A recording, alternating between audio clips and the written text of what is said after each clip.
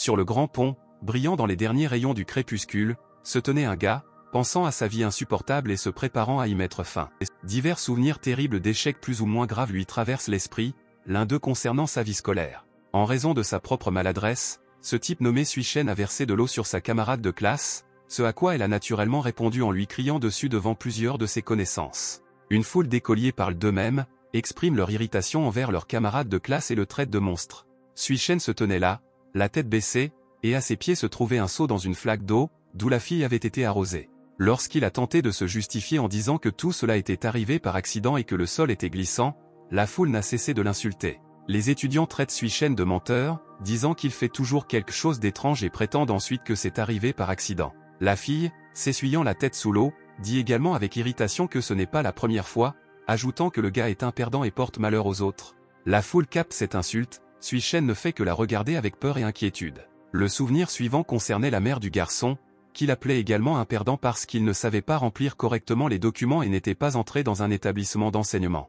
La mère demande même à Suichen pourquoi il est un tel perdant, alors que tous ces problèmes lui arrivent depuis son enfance. À cela, l'homme tente de répondre que le système de l'établissement d'enseignement n'était pas parfait et qu'une erreur s'est produite lors de son inspection. Avec cela, la mère déchire le document concernant le rejet de Suichen dans l'institution et dit que rien ne va jamais bien avec lui. Elle quitte la pièce en affirmant que le garçon n'est plus son fils et qu'elle ne pourra jamais compter sur lui. Suichen, le visage rouge à cause des coups et des larmes, se tenait là, maussade, retenant ses larmes, essayant de comprendre quoi faire ensuite. Le gars se souvient que toute sa courte vie a été pleine de problèmes, de malheurs et d'échecs, même sa famille s'est progressivement éloignée de lui à cause de cela. Environ 10 ans s'étaient écoulés depuis ses souvenirs, mais le destin de Suichen n'avait pas changé, malgré tous les dictons sages sur le fait d'avoir 30 ans. Il pense qu'au moins l'amour est présent dans sa vie sous la forme d'une petite amie dévouée. Ce jour-là, le 100e jour de leur relation, le gars a décidé de faire sa demande en mariage en achetant un bouquet de roses rouges avec une carte. Finalement, Suichen remarque la silhouette de sa petite amie et se prépare à cette étape importante, souriant joyeusement.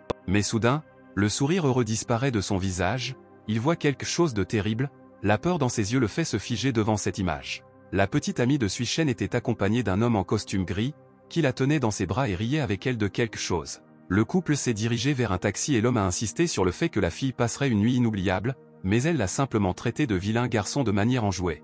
Suichen a soudainement perdu sa force à cause d'une telle action, son bouquet de roses rouges tombant presque de ses mains. Son visage a perdu toute émotion, remplacé par un masque d'apathie. À ce moment précis, un appel est venu du téléphone du gars. C'était un appel du travail, l'informant que le gars était responsable de l'échec de son projet actuel, et donc qu'il était renvoyé et ne pourrait jamais revenir. Avec ce message, les émotions de Suichen le submergent et il jette avec colère le bouquet rose et le téléphone avec la carte sur le sol.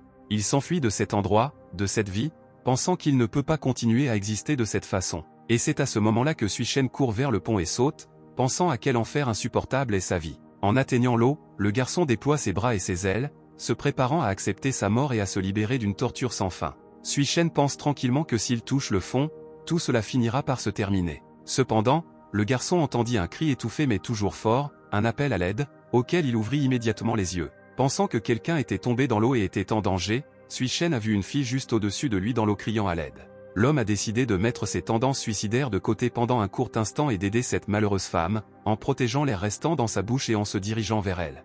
La fille a continué à crier et à appeler à l'aide, créant de fortes éclaboussures d'eau à la surface de l'eau, s'épuisant énormément. L'instant suivant, la main de Suichen était sur le dos de la fille, alors le gars essayait de l'aider à nager et à atteindre une surface stable. En même temps, il lui traversa l'esprit que peut-être, avant sa mort, il serait capable d'accomplir au moins une bonne action dans ce monde. La jeune fille atteignit la plateforme, s'y accrochant avec sa main, et toussa violemment, essayant de se débarrasser de l'eau dans ses poumons. Quand elle se retourna pour voir qui l'avait sauvée, il n'y avait personne derrière elle, alors son regard fatigué montrait une forte surprise. Pendant ce temps, Suichen approchait rapidement du jour de la rivière, se préparant à mourir enfin sans de telles interruptions pour des actes héroïques. Il pensait qu'il était en train de mourir et d'être libéré de toutes les tortures du passé, du présent et du futur, regardant avec les yeux mi-clos la lumière du soleil percer l'eau. L'esprit de Suichen est rempli de nombreux griefs contre lui et de toutes sortes de souvenirs terribles, ce qui le fait se considérer maudit, mais il pense que tout cela finira bientôt. Cependant, dès qu'il ferma les yeux et y réfléchit, la lumière du soleil sembla devenir plus forte et se rapprocher de lui.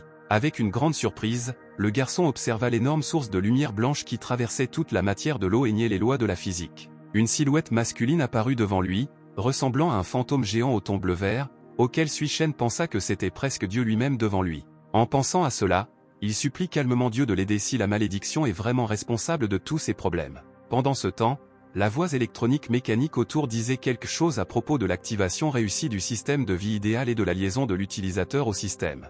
Lorsque Sui-Shen reprend connaissance, il pense qu'il est enfin mort, mais il entend des voix autour de lui disant qu'il s'est réveillé et qu'il est le sauveur. Cela lui fait réaliser qu'il n'a pas réussi à mettre fin à ses jours et qu'il se trouve dans un endroit étrange qui provoque beaucoup de tension. Lorsque l'homme demande où il est, la fille sauvée, accompagnée d'un médecin, dit qu'il est à l'hôpital. On dit à Sui-Shen qu'il a eu une chance incroyable d'avoir survécu, car les chances que cela se produise étaient très minces, ce qui est encore très inhabituel pour lui d'entendre. La fille qu'il avait sauvée souriait joyeusement, heureuse que son sauveur ait pu survivre, et le remercier pour sa bonne action. Il y avait également une journaliste et un caméraman dans la chambre d'hôpital qui se sont approchés de Sui-Shen pour l'interviewer sur son acte héroïque.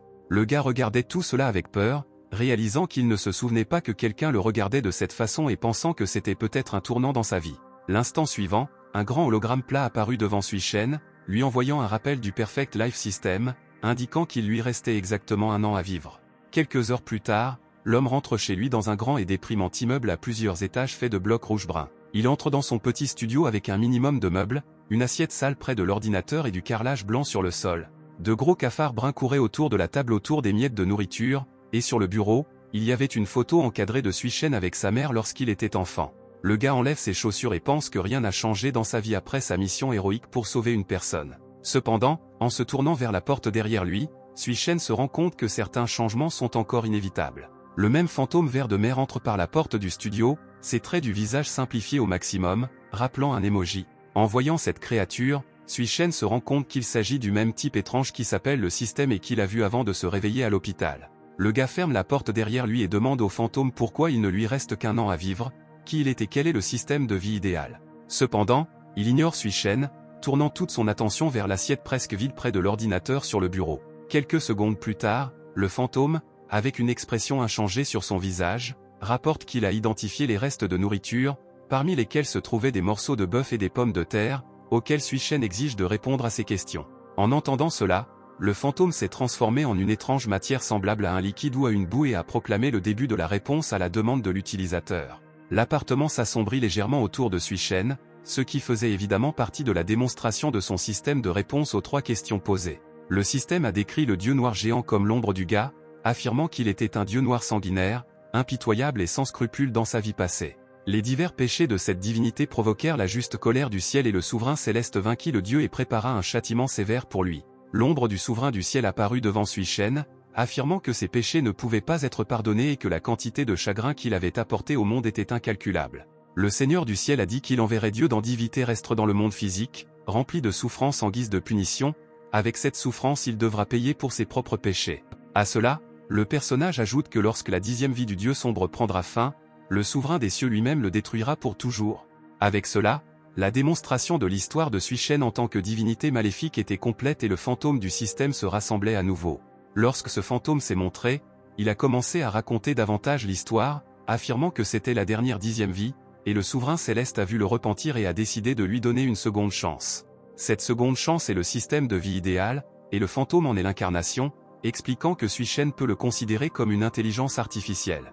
L'homme lui-même, avec un sourire nerveux sur son visage, dit que c'est trop et suggère qu'il a commencé à avoir des hallucinations à cause d'un manque d'oxygène. Le fantôme expliqua que tout cela était vrai et dit qu'il aiderait autant qu'il le pourrait et dès que Sui-Shen le lui ordonnerait, mais il fut interrompu par un coup furieux à la porte et un cri. La femme a ordonné qu'on lui ouvre la porte et le gars, la reconnaissant comme sa logeuse, a rapidement commencé à paniquer face à la situation. Se rappelant que le fantôme était censé l'aider, Sui-Shen revint vers lui avec une expression effrayée et lui demanda s'il y avait quelque chose qu'il pouvait faire dans une telle situation. Le fantôme affirme que les besoins des utilisateurs ont été identifiés et annonce l'ouverture du panneau de la boutique Ideal Life System.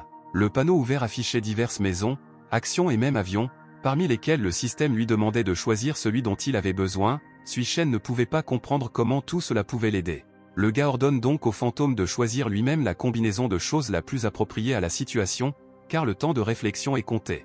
Le système accepte et déclare que la demande a été acceptée et qu'une combinaison acceptable d'éléments pour la situation a été compilée. Une liste de choses s'affiche à l'écran, notamment un poste de PDG prestigieux, une Ferrari, un corps tonique et une récompense en espèces, ainsi que la question la plus appropriée. À ce moment-là, Le propriétaire ouvre la porte de l'appartement et crie à son locataire avec surprise. Cependant, l'instant d'après, la femme s'arrêta et resta silencieuse, son visage devenant légèrement rouge d'embarras. Devant elle, sur le sol, se trouvait Sui Shen, qui lui semblait désormais être un beau garçon avec un beau visage, des muscles forts et des courbes parfaites, particulièrement soulignés par sa posture. Avec un regard affectueux, la fille lui demanda s'il était allé à la salle de sport ces derniers temps et si oui, pourquoi il ne lui en avait rien dit, la comblant de compliments sur ses muscles. La fille rappelle alors que Sui Shen n'est pas dans une relation amoureuse et pourrait peut-être venir la voir ce soir, ce à quoi il répond que pas aujourd'hui. Le gars a dit qu'il transférerait la totalité du loyer après avoir pris une douche, mais la fille a dit qu'il n'y avait pas lieu de s'inquiéter et a quitté l'appartement. Réalisant que la propriétaire était partie, Sui Shen poussa finalement un soupir de soulagement, mais soudain une notification arriva sur son téléphone. Le gars a reçu le téléphone, pensant qu'il l'avait jeté alors qu'il courait pour sauter dans l'eau, mais la notification venait de la banque. Cet avis annonçait que 100 000 yuan avaient été transférés sur son compte, ce qu'il regarda longuement avec les yeux exorbités. Le fantôme du système prétend que ce n'est pas tout et montre un panneau avec les actions de l'entreprise de Sui Shen avec un message indiquant que le secrétaire de l'entreprise le contactera plus tard. Une Ferrari a également été livrée, ce qui a rendu le gars incroyablement heureux, ne croyant pas à sa chance. Sui Shen tombe à genoux et remercie en larmes le souverain céleste pour ce système, déclarant qu'il priera désormais tous les jours.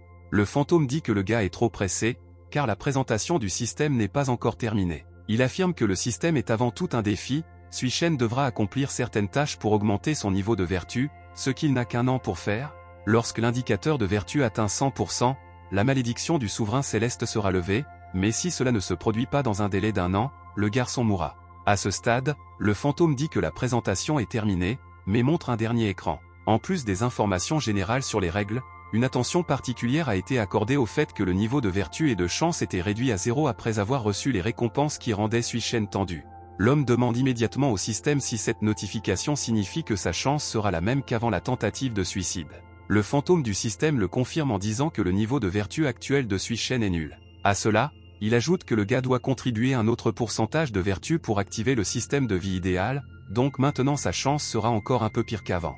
Sui Shen se rend à la fontaine à eau pour se verser un verre d'eau et se calmer un peu dans sa réaction à cette terrible nouvelle. Et à ce moment-là, les indicateurs de chance diminués se font connaître, car au même moment, le gars se brûle les mains en essayant de se verser de l'eau chaude. Un verre d'eau tombe sur une rallonge électrique posée au sol et provoque une forte surtension électrique qui frappe la jambe de Sui Shen. En conséquence, le boîtier électrique brûle complètement à cause de la tension, avec des bruits électriques caractéristiques et une odeur de brûlé. Bien sûr, cela a eu pour conséquence que la plupart des résidents de cette maison ont perdu l'électricité, ce qui a suscité des questions étonnées et irritées.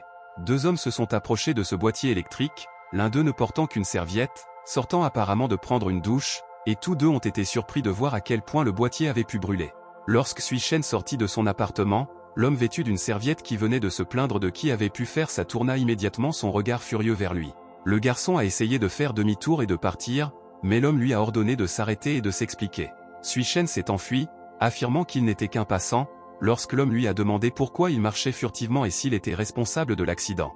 Le garçon courut vers sa nouvelle voiture rouge, espérant pouvoir y disparaître un moment pour sa propre sécurité. Le fantôme du système était déjà assis là, et en sa compagnie, Sui Shen pensait à quel point c'était bien qu'il se soit échappé si vite et s'il aurait eu la chance de sortir vivant de cette situation. Cependant, même de telles pensées n'ont pas empêché le gars d'être ravi de sa nouvelle voiture de luxe, qu'il contemplait avec un large sourire. Il a essayé par tous les moyens d'attirer l'attention du fantôme sur le volant, sur l'écran, en faisant l'éloge de sa nouvelle voiture de toutes les manières possibles. Le fantôme a rappelé à Sui Shen de garder un œil sur le temps qui lui restait jusqu'à la fin de l'année, ce à quoi il a répondu que le système ne pouvait pas le rendre heureux, du moins pendant un certain temps. Avant que le fantôme ne puisse donner une réponse, le téléphone du gars a soudainement émis une notification concernant un appel qu'il devait prendre. Après aucune félicitation, Sui Shen entendit quelqu'un se faisant appeler Fatih annoncer une fête de retrouvailles avec l'école à laquelle il était censé assister. Il a soutenu que le gars avait besoin de remettre quelqu'un à sa place et de l'obliger à le regarder avec respect, ajoutant qu'il se reverrait bientôt. Le fantôme du système a formulé cette tâche comme si Sui Shen devait se rendre à cette réunion de classe et faire quelque chose qui laisserait ses camarades de classe sans voix. L'homme a simplement répondu avec colère qu'il n'avait personne à emmener avec lui, puisque la fille l'avait largué hier, ajoutant quelle serait la risée de cette réunion.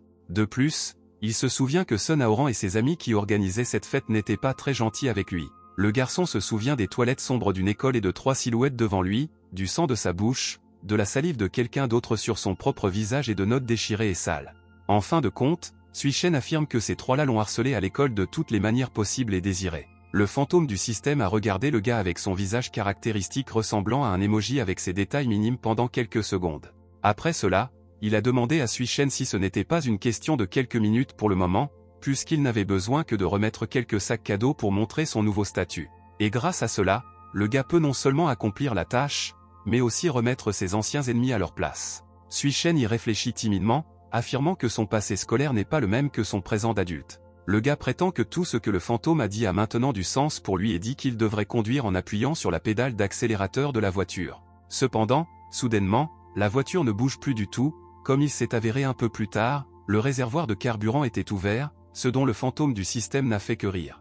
Après un certain temps, Sui-Shen a finalement pu atteindre sa destination, un employé du restaurant s'est approché de lui et lui a dit que le stationnement à proximité était interdit. L'homme baisse les vitres de sa voiture et dit à l'employé qu'il est pressé, lui demandant de l'aider à sortir de la voiture. La fille était visiblement choquée par l'apparence attrayante du propriétaire de cette voiture et était incapable de réagir de manière adéquate, car Sui-Shen était déjà parti.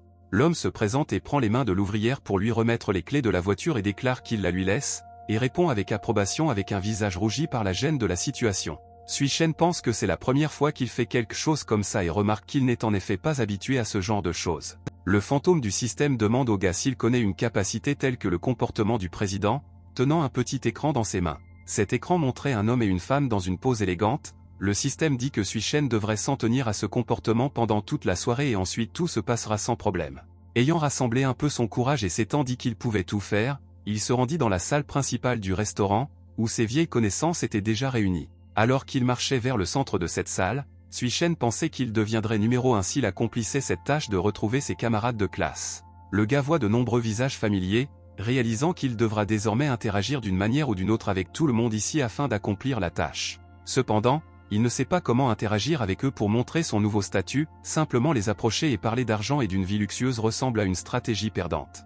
Soudain, Sui-Shen remarque une silhouette familière et importante s'approcher de lui dans les profondeurs de la luxueuse salle de ce restaurant. Son visage devient un peu rouge, car ce visage est celui de la fille pour laquelle il avait le béguin à l'école. Le nom de cette fille était Liani, elle avait les cheveux roux et une robe noire courte, elle se tenait au bar avec un cocktail à la main et pensait à quelque chose. Le gars pense qu'il devrait aller dire bonjour à une vieille connaissance, mais quelque chose l'en empêchera. Le serveur, qui portait une assiette avec plusieurs verres de vin, a soudainement perdu l'équilibre et a versé plusieurs verres sur Sui-Shen. Les bruits du verre, du métal et les mouvements intenses du serveur ont attiré tous les camarades de classe du garçon, ce qui a indiqué son prochain échec. Sui-Shen regarda simplement la tache sur son propre costume avec inquiétude au lieu de regarder le serveur s'incliner et implorer son pardon. Alors que le serveur essayait anxieusement d'essuyer la tache et s'excusait, il vit comment tout le monde autour de lui le regardait avec un air légèrement moqueur. Dans la foule, il entendit ses camarades de classe parler entre qu'il était ce Sui-Shen, le perdant de leur classe, se moquant d'eux-mêmes. Incapable de résister à une telle pression, le gars s'enfuit en répondant que tout ne va pas bien pour lui et qu'il est vraiment désolé. Alors qu'il s'enfuit, Sui-Shen entend toujours les commentaires rieurs de ses camarades de classe et l'appelle le même perdant qu'il était à l'école. L'homme s'est enfermé dans la cabine des toilettes et s'est assis, pensant tristement que sa chance l'avait encore trahi et que tout était redevenu comme avant. Soudain, un fantôme du système est apparu dans la cabine des toilettes, ce qui a grandement effrayé Sui-Shen, qui lui a ordonné avec colère d'apparaître de manière plus normale. Après une courte escarmouche, le fantôme demande avec son expression immuable comment se déroule la tâche. À cela, Sui-Shen répond par le silence, une expression triste sur son visage et une tête baissée. Après une telle pause, le gars déclare d'un ton lugubre qu'il sent qu'il ne sera pas en mesure d'accomplir la tâche qui lui a été confiée, surprenant le fantôme. Il dit qu'à moins d'avoir de la chance, il passera pour un imbécile aux yeux des autres, se rappelant comment des choses similaires lui sont arrivées à l'école. Le fantôme interrompt soudainement le monologue de Sui-Shen et dit, à la surprise de ce dernier, qu'il ne devrait rien faire alors. À cela, le gars répond avec une série de questions pour savoir s'il mourra s'il refuse simplement, comme cela a été dit plus tôt, en concluant que le fantôme le considère également comme un perdant. Le système, avec une expression inhabituellement détaillée et sérieuse, demande que si Sui-Shen le veut vraiment, qu'il reçoive la valeur des vertus. Une phrase aussi inquiétante, associée à l'expression du visage, provoque un certain choc chez le gars, il ne sait donc pas quoi répondre. Cependant, quelques secondes plus tard, le fantôme explique avec un sourire que désormais Sui-Shen ne peut pas racheter les accessoires sans vertu, mais tant qu'il accomplit la tâche, son capital augmentera. Le fantôme continue en disant que le garçon a une voiture de luxe, de l'argent et des actions, donc impressionner ses camarades de classe ne devrait plus être une tâche si difficile. Il ajoute que surtout si les gens le regardent comme un déchet, alors n'aimerait-il pas leur montrer leur vraie place? Les camarades de classe pensent que la personne en face d'eux est le même Suishen, mais pour l'instant, c'est une personne complètement différente, choisie par le ciel. Le fantôme parle de cela et encourage le garçon à terminer la tâche, continuant à prétendre qu'il a changé, tout comme les rôles de ses relations avec ses camarades de classe. Suishen prend confiance et réalise qu'il n'est plus l'homme qui portait son nom, et c'est pourquoi il doit accomplir la tâche et lever sa malédiction. Dès que le garçon est sorti, il a entendu une voix féminine l'appeler, affirmant qu'il s'agissait bien de Suishen. C'était Liani, continua-t-elle en parlant, exprimant son étonnement qu'un gars soit venu à la fête organisée par Sun Aoran. Le gars a simplement répété son nom avec enthousiasme, surpris par le fait que la fille dont il était amoureux lui ait parlé en premier depuis si longtemps. Liani a déclaré que la réunion des anciens élèves n'était rien de plus qu'une démonstration par Sun Aoran de son nouveau poste de vice-président de l'entreprise de son père. Suishen, à son tour, affirme qu'il a eu l'impression qu'ils ne se connaissaient pas très bien, alors il demande pourquoi la fille s'est approchée de lui. Un camarade de classe, d'une manière irritée et réservée, rappelle à un garçon un incident désagréable entre eux au lycée. Lorsque Suishen demande de quoi il s'agit exactement, la fille l'accuse de prétendre être innocent. Liani raconte que le gars a un jour fait irruption dans la loge du groupe de danse et l'a espionné pendant qu'elle se changeait. Suishen se souvient instantanément de cet incident, disant qu'il ne voulait vraiment pas faire quelque chose comme ça à l'époque et que c'était arrivé par accident. Le professeur lui a demandé d'apporter ses affaires au vestiaire, alors le garçon est entré, ne s'attendant pas à voir quelqu'un, puisqu'il avait auparavant demandé à la femme de ménage s'il y avait quelqu'un d'autre dans le vestiaire. Liani ajoute à cela que le gars s'est enfui de là comme un vrai lâche, ce à quoi Suishen a dit qu'elle l'avait violemment battu et qu'elle avait peur pour ses côtes. Soudain, quelqu'un dans la foule interrompt leur conversation et demande pourquoi il y avait tant de bruit parmi leurs camarades de classe. C'est Sun Aoran qui, en voyant la jeune fille, a immédiatement commencé à la couvrir de compliments, l'appelant la fleur de l'école et pourtant si belle après tant d'années. Il propose même à la jeune fille de rejoindre son entreprise, affirmant qu'il lui fournira même un poste de direction. La jeune fille refuse, disant qu'elle vient de signer un contrat avec le groupe Galaxy pour devenir leur modèle publicitaire. La foule commence à discuter du succès de l'entreprise et de la pertinence et de la valeur de ce poste pour Liani, ce qui provoque une certaine tension chez Sun Aoran. Cependant, il remarque plus tard Suishen devant lui, l'appelant malheureux et surpris qu'il soit même venu à la fête. Sun Aoran dit avoir entendu dire que le gars avait eu de la malchance avec le vin plus tôt dans la soirée, disant qu'il avait de la malchance dans la vie en général, surtout avec l'argent. Il dit que peu importe à quel point Suishen est sans valeur, il est prêt à offrir de l'aide. Après tout, ses camarades de classe ont besoin d'aide. Un gars propose à son ancien camarade de classe un emploi de chauffeur personnel, affirmant avec dédain que ce doit être le meilleur travail qu'il ait jamais eu. Suishen dit qu'il ne veut pas de ce travail, refusant une poignée de main, détournant la main que lui tendait son camarade de classe. Sun Aoran, avec la peau de sa paume rougie, essaie seulement de dire quelque chose au gars d'une manière irritée et tendue, mais il est interrompu par lui. Suishen dit qu'il est reconnaissant pour l'aide, cependant, comme Annie, il a rejoint le groupe Galaxy, ce qui était évidemment une bonne idée, car sinon il serait devenu comme Sun Aoran. Il a immédiatement crié, semble-t-il, dans tout le restaurant, ce que le type voulait dire par là. Quelques secondes plus tard, Sun Aoran décide de demander pour quelle partie du groupe Galaxy travaille son camarade de classe, ne croyant pas qu'il puisse même travailler pour une telle entreprise. Liani regarde cela tranquillement, incertain également si Suishen dit la vérité et n'essaie pas simplement de se vanter de quelque chose qui n'existe pas. Il répond également que chacun peut penser ce qu'il veut à ce sujet, mais il travaille dans le département principal de la société Galaxy Group. Annie note que le comportement de Suishen lui dit plutôt que c'est vrai, ajoutant également qu'elle n'a jamais vu une telle confiance et une telle attirance chez lui. Sun Aoran a simplement demandé avec surprise comment son camarade de classe avait pu se distinguer à ce point pour obtenir un poste élevé. À cela, Suishen répond avec assurance qu'ils se sont réunis pour une réunion de classe, et non pour sa conférence de critique personnelle, ajoutant que cela peut être dû au manque de confiance de Aoran. Le camarade de classe essaie de sortir de cette situation, en affirmant avec hésitation qu'il ne voulait absolument rien dire de tel. La tension entre Annie, Aoran et Sunshen était assez évidente et a attiré l'attention de toutes les personnes présentes dans cette salle. Soudain, cette tension est interrompue par une voix masculine qui crie quelque chose à propos de l'argent et de la mauvaise attitude à son égard. C'était l'un de ses camarades de classe qui racontait comment il devait chercher une place de stationnement parce que la Ferrari de quelqu'un était garée juste à l'entrée du restaurant. Sun Aoran est surpris d'entendre parler de la Ferrari avec la plaque d'immatriculation et ne comprend pas qui pourrait se permettre de la conduire parmi ses camarades de classe. Un camarade de classe dit que cette voiture peut être vue en ce moment même si vous ouvrez les rideaux, ce que beaucoup font, montrant une Ferrari rouge. Il ajoute qu'il est peu probable que la voiture soit vue par l'un de ses camarades de classe.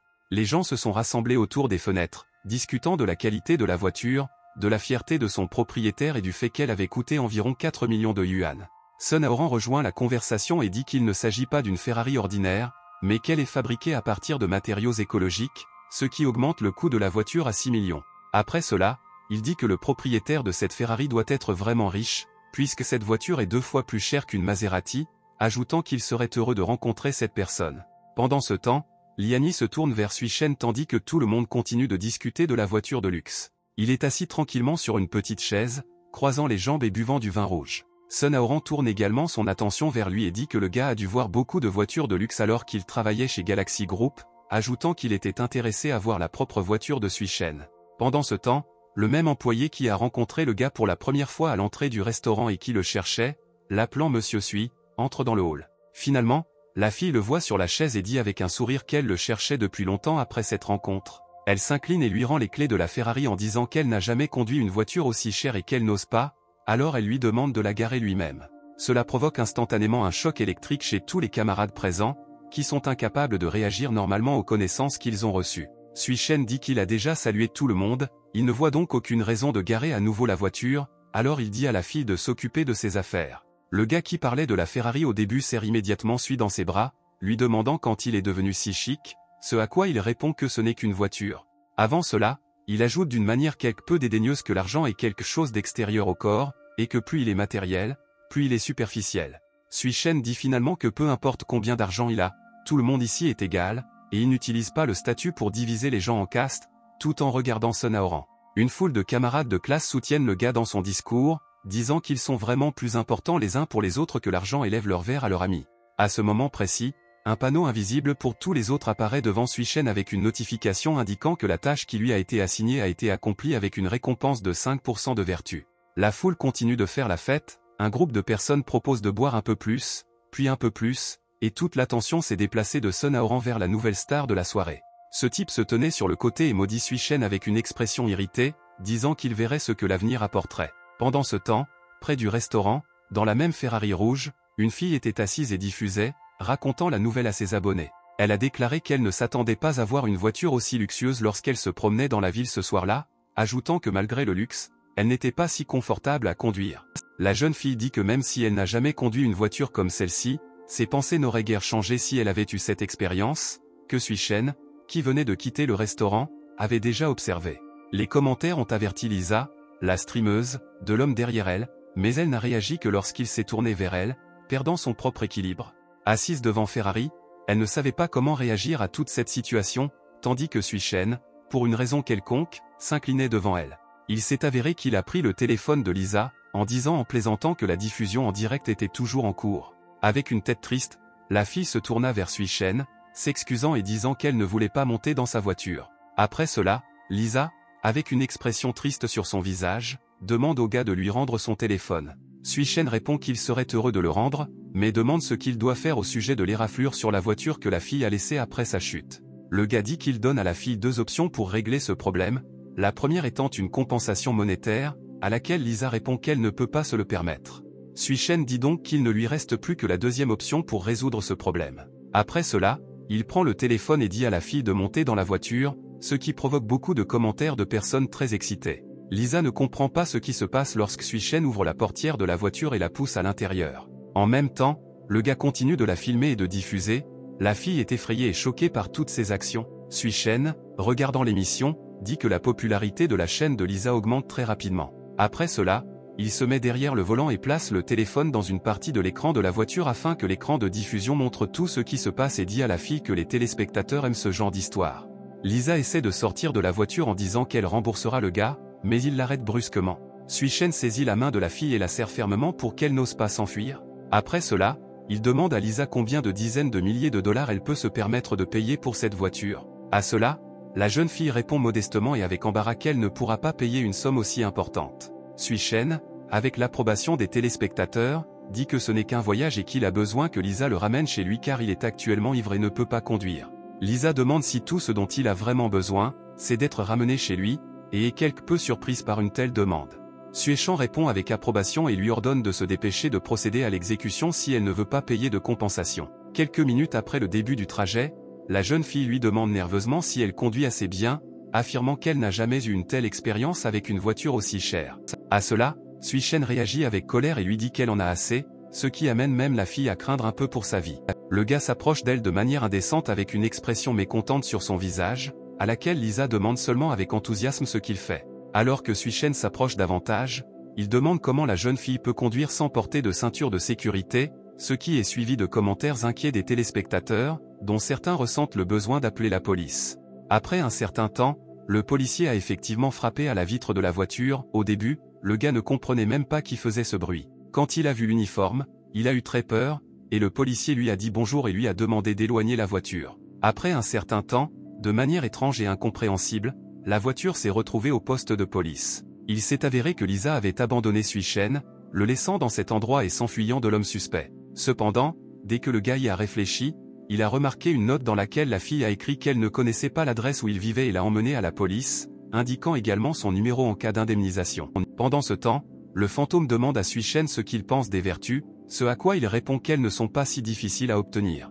De plus, le gars est surpris de ne pas avoir été arrêté, bien que la police soit si proche, ce à quoi il explique que le niveau de chance est devenu égal à l'habituel et que donc cela n'a pas pu arriver. Sui-Shen note que ce n'est vraiment pas si mal et que la fête s'est même déroulée sans incident hier après l'incident du vin. Pendant ce temps, le fantôme propose au gars de changer son adresse pour quelque chose de plus digne de son statut actuel. Sui-Shen ne pense qu'à la façon de changer cela, sachant qu'il ne lui reste presque plus rien des 100 000 yuan. À cela le fantôme répond que, bien sûr, tout cela est échangé contre des vertus, les intérêts qu'il a gagnés avec sa première tâche.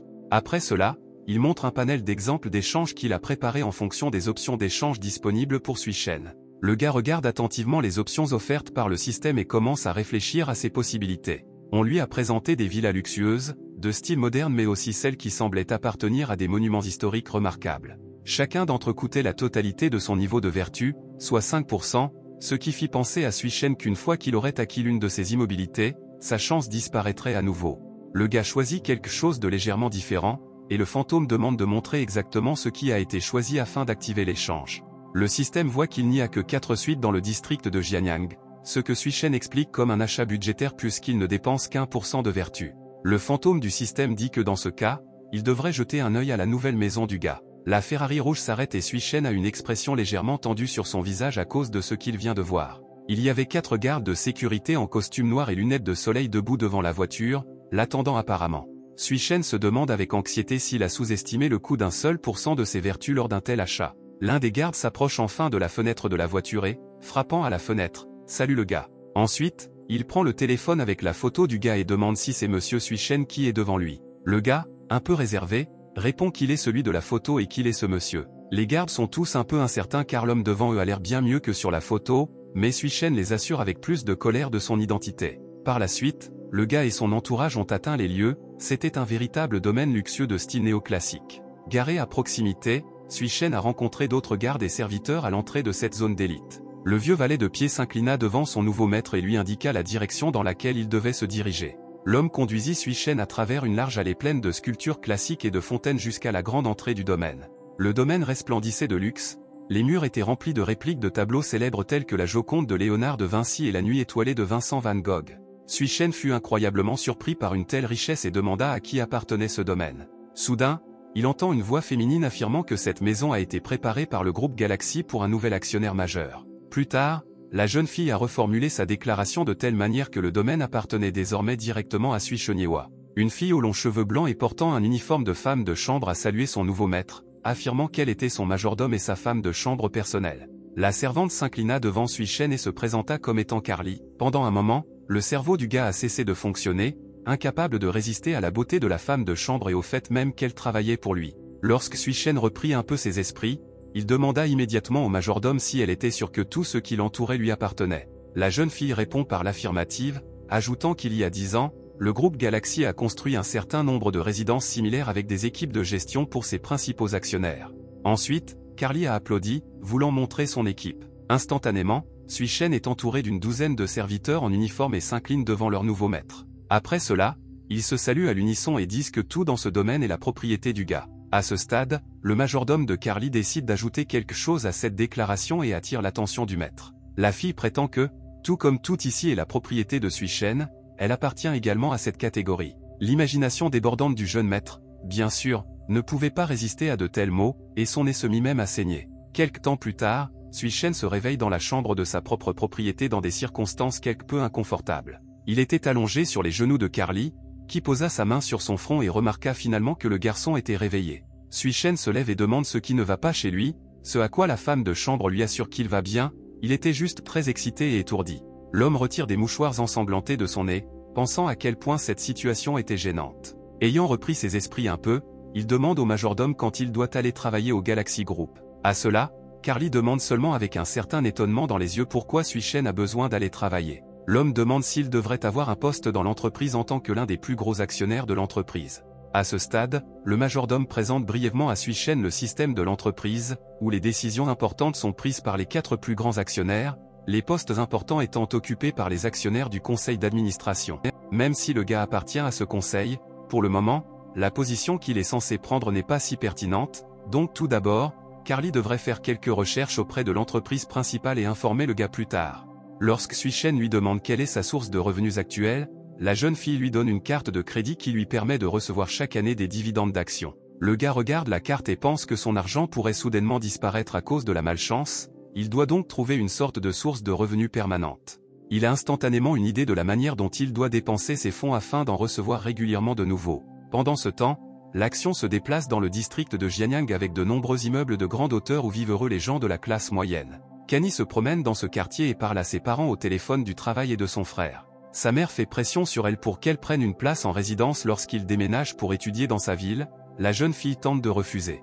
En traversant soudainement la route, Liani est presque victime d'un accident de voiture, et sa mère continue de la pousser agressivement. La fille répond avec colère au conducteur qui a failli la percuter, ce qui est complètement incompréhensible pour sa mère compte tenu du contexte. Liani dit qu'il comprend tout ce qui a été dit, mais il est pressé de se mettre au travail, alors il raccroche, fatigué d'écouter tout cela. Plus tard, elle remarque qu'un homme d'une 60aine d'années se tient près du panneau d'affichage, en train d'afficher ou de retirer une annonce. La jeune fille court immédiatement vers lui et, l'appelant oncle, lui demande s'il a soudainement un logement à louer. Le mari dit qu'il a loué son appartement il y a longtemps et qu'il est venu ici pour retirer son annonce. Liani lui demande alors s'il sait où elle peut louer une chambre, ce à quoi il lui répond que tout dans ce quartier est loué depuis longtemps et que cela vaut la peine de chercher ailleurs.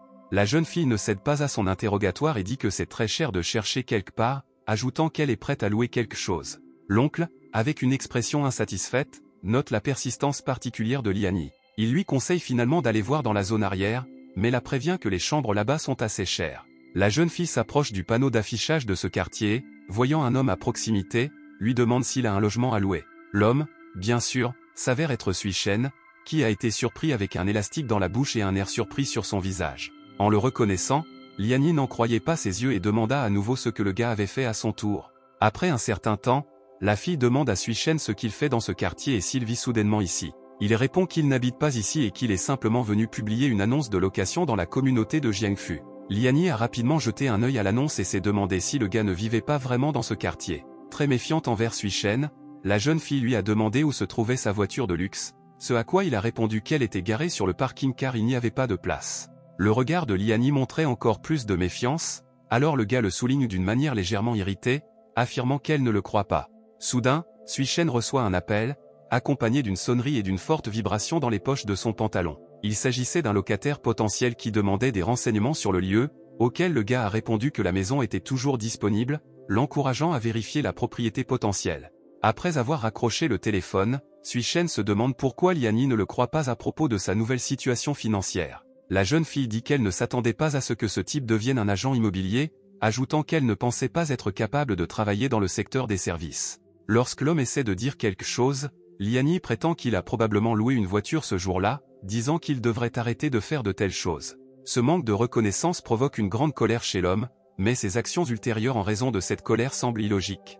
Il décide de mentir à la fille en lui disant qu'il a volé la voiture de son patron, tout comme les maisons appartiennent à son patron, en présentant cela comme une confession colérique et émotionnelle. Liani le soutient et dit qu'elle comprend, ajoutant qu'il n'y a pas lieu d'avoir peur la prochaine fois et qu'elle ne veut pas l'exposer à cause de ses mensonges. Sui-Shen change de sujet et demande si la fille semble vouloir louer un endroit, offrant ses services. Liani répond qu'elle a effectivement besoin de louer un appartement, mais qu'elle dispose d'un budget très limité pour cela. Pendant ce temps, 2 garçons à vélo passaient devant eux, l'un d'eux risquant de percuter les passants, sans faire attention à ses mouvements. Sui-Shen s'en aperçoit et tente d'éloigner Liani de la confrontation possible, en disant que c'est dangereux ici. Finalement, le cycliste les remarque également, mais ne peut rien faire, à part afficher une expression effrayée sur son visage. Le garçon s'écrase dans le dos de Suishen, volant dans les airs au-dessus de son vélo et provoquant leur chute à tous les trois. Son ami, un autre cycliste, lui dit de courir aussi vite qu'il peut à partir de cet endroit pour éviter d'avoir des ennuis. Pendant ce temps, Suishen se tient la tête et essaie de reprendre ses esprits,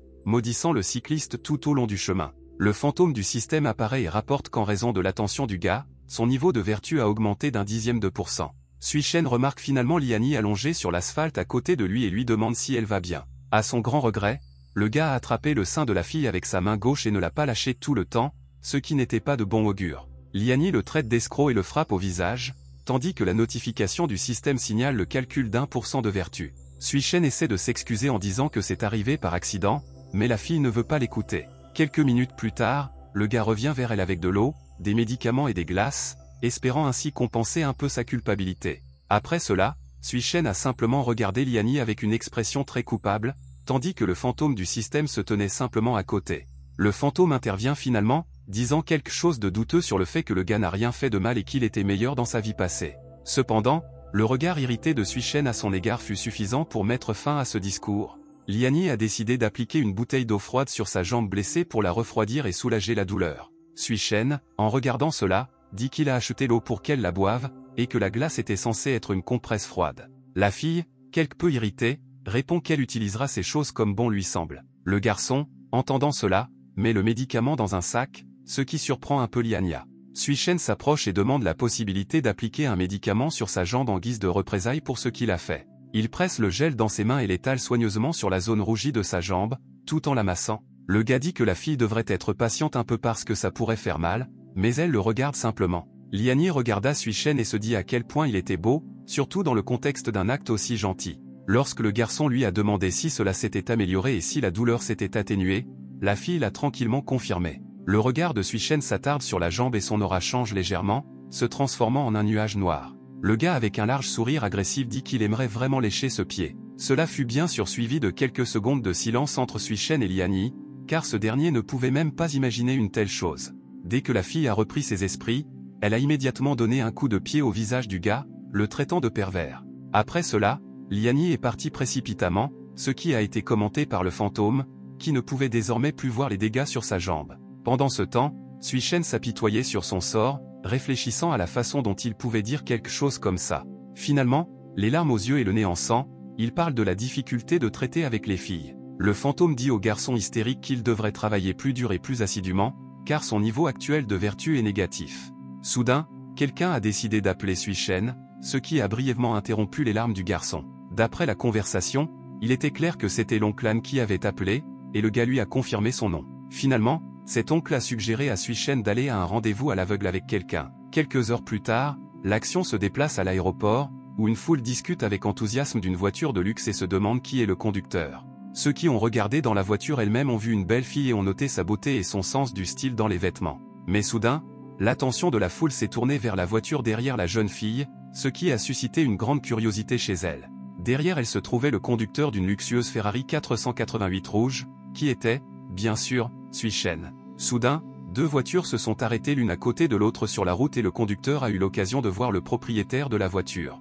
En le voyant, la jeune fille remarque modestement, mais non sans intérêt, que le garçon est plutôt beau. Suishen a à ce moment-là l'expression la plus épuisée et remarque à peine tout ce qui se passe autour de lui. Finalement, la fille décide de demander au gars s'il a quelqu'un sans trop de cérémonie. À cela, Suishen répond qu'il s'est arrangé pour un rendez-vous à l'aveugle et dit qu'elle est venue chercher son ami. Le chauffeur ajoute que cette amie avait également un rendez-vous à l'aveugle, qu'elle essaie d'éviter en disant qu'elle est en retard et qu'elle part. À ce moment-là, une fille vêtue d'une longue robe noire et aux longs cheveux violets apparaît près de deux voitures, tenant une valise dans ses mains et faisant signe à son ami. Le chauffeur lui dit de monter rapidement dans la voiture car ils doivent se dépêcher au cas où son petit ami pour un rendez-vous à l'aveugle serait déjà là. Soudain, la fille remarque Suishen dans une Ferrari rouge et le regarde avec des yeux surpris. Le visage légèrement rougi par l'embarras, elle demande au gars si c'est vraiment Suishen en face d'elle. Le gars la salue modestement et dit que cela faisait longtemps qu'ils ne s'étaient pas vus, l'appelant Yuxian. Après cela, tous deux se souviennent d'événements survenus il y a 10 ans, alors qu'ils étaient encore à l'école.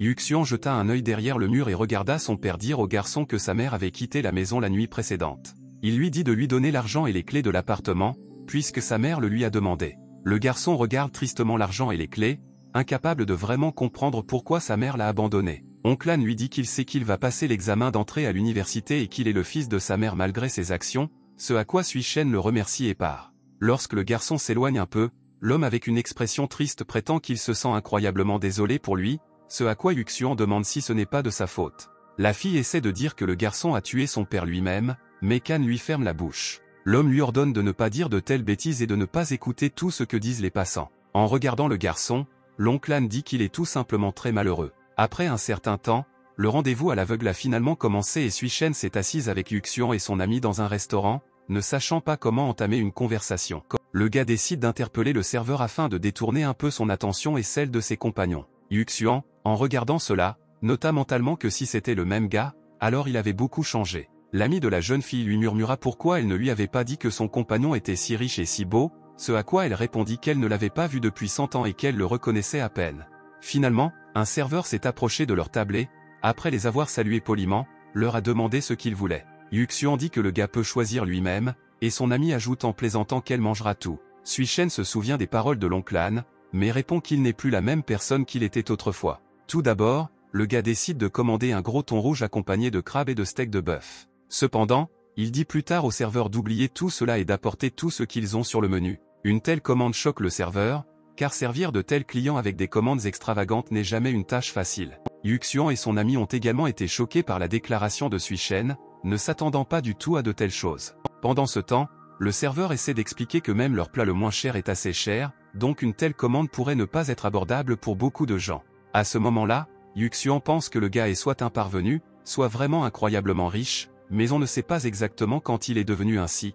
Le fantôme du système informe Sui Shen que son compagnon le considère comme un homme riche et qu'il est très en colère à ce sujet. À ce stade, l'ami de la fille dit qu'il serait préférable qu'elle commande seulement quelques plats, car elle ne pourrait pas tous les manger de toute façon. Sui Shen dit que tout va bien, ils n'ont pas à payer et ils peuvent profiter de la nourriture. Yuxian dit que c'est trop cher de commander autant et s'excuse de ne pas l'avoir vu pendant si longtemps. Le fantôme raconte à Sui Shen à quel point cette fille est très attentionnée et attentionnée envers lui. Le gars demande au serveur combien de tables il leur reste de libre et lui dit ensuite de dire aux autres clients de partir quand ils auront fini, en disant qu'il paiera pour tout. À ce stade, la patience de Yuxian s'épuise et elle décide d'empêcher son compagnon de faire de telles choses. La fille, en colère et irritée, affirme que Sui Shen ne devrait pas se comporter comme ça, disant qu'elle le connaît bien. Le gars ignore cela et montre sa carte, sur laquelle il reçoit des dividendes annuels du Galaxy Group. Sui Shen donne la carte au serveur et dit qu'il n'y a pas lieu de s'inquiéter car il paiera tout à l'avance. Le fantôme rapporte que le garçon est traité avec mépris et que sa tâche doit donc être de conquérir Yuxian.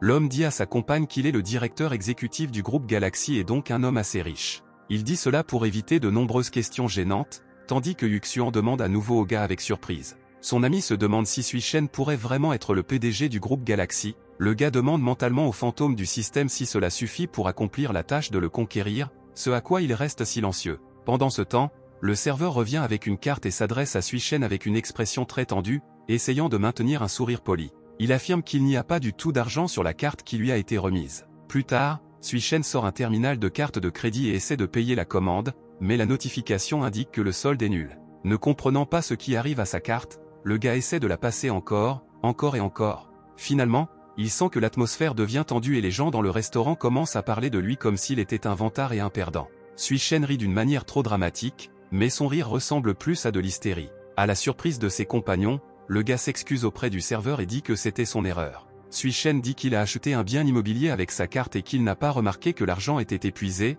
disant qu'il demanderait à sa secrétaire personnelle. Après cela, il demande au serveur où se trouvent les toilettes dans ce restaurant et, ayant reçu une réponse, se rend aux toilettes en promettant de revenir bientôt. Sui Shen passe devant un mystérieux jeune homme portant une veste à capuche noire qui se tenait à proximité, la tête baissée. L'homme attrape un passant, par l'une des décorations métalliques de sa veste, mais ne s'arrête pas. Le passant aux yeux rouges jette un regard mystérieux à Sui Shen, comme s'il le connaissait depuis longtemps. Le gars lui-même est assis dans les toilettes, accompagné du fantôme du système, et se demande comment il se fait qu'il n'y ait pas d'argent sur la carte. Finalement, il se ressaisit et décide quels sont ses plans, appeler le majordome Carly et tout savoir. La fille décroche immédiatement le téléphone et demande comment elle peut aider son maître. Sui Shen demande agressivement pourquoi il n'y a pas d'argent sur la carte qu'elle lui a donnée, promettant de lui botter le cul si elle n'obtient pas d'explication adéquate. Carly explique que cela est dû au fait que les dividendes sont versés annuellement, il n'y aura donc pas de nouveaux revenus avant l'année prochaine, ajoutant qu'elle l'avait déjà expliqué auparavant. De plus,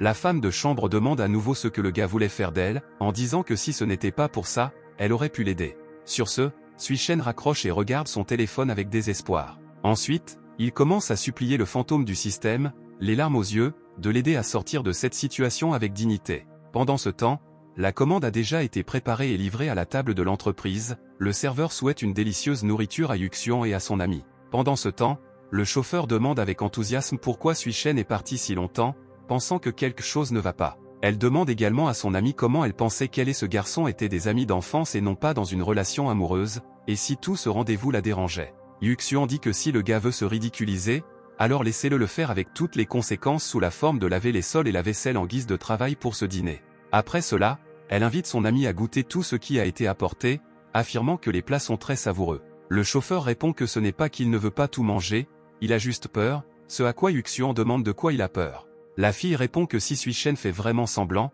alors ceux qui ont mangé, c'est-à-dire eux deux, devront payer. En entendant cela, Yuxian arrête de manger avec une expression tendue, réalisant dans quoi le gars l'a entraîné, après quoi, ils regardent tous les deux le billet de 500 000 yuan et n'en croient pas leurs yeux. Yuxian demande en larmes combien ils devront faire de vaisselle pour gagner ce montant, ce à quoi son ami répond sarcastiquement qu'elle est très intelligente puisqu'elle a essayé tous les plats. Cependant, le chauffeur dit plus tard qu'il doute que Sui-Shen fasse vraiment semblant. Yuxian dit que le gars ferait mieux de ne pas prétendre qu'il peut payer autant d'argent pour aller au restaurant. Elle ajoute que de toute façon, une telle prétention ne mènera à rien de bon. Pendant ce temps, dans les toilettes, des négociations ont lieu entre le fantôme et Sui-Shen, le premier est prêt à lui rendre service, mais au prix d'une fortune. Le gars prétend que le système d'une vie idéale devrait l'aider, sinon cela n'a aucun sens. À cela, le fantôme répond que Sui-Shen doit être conscient de son péché et qu'il est venu sur cette terre pour expier ses péchés. Le gars demande timidement s'il se tourne vers un fantôme pour obtenir de l'aide, combien cela lui coûtera-t-il?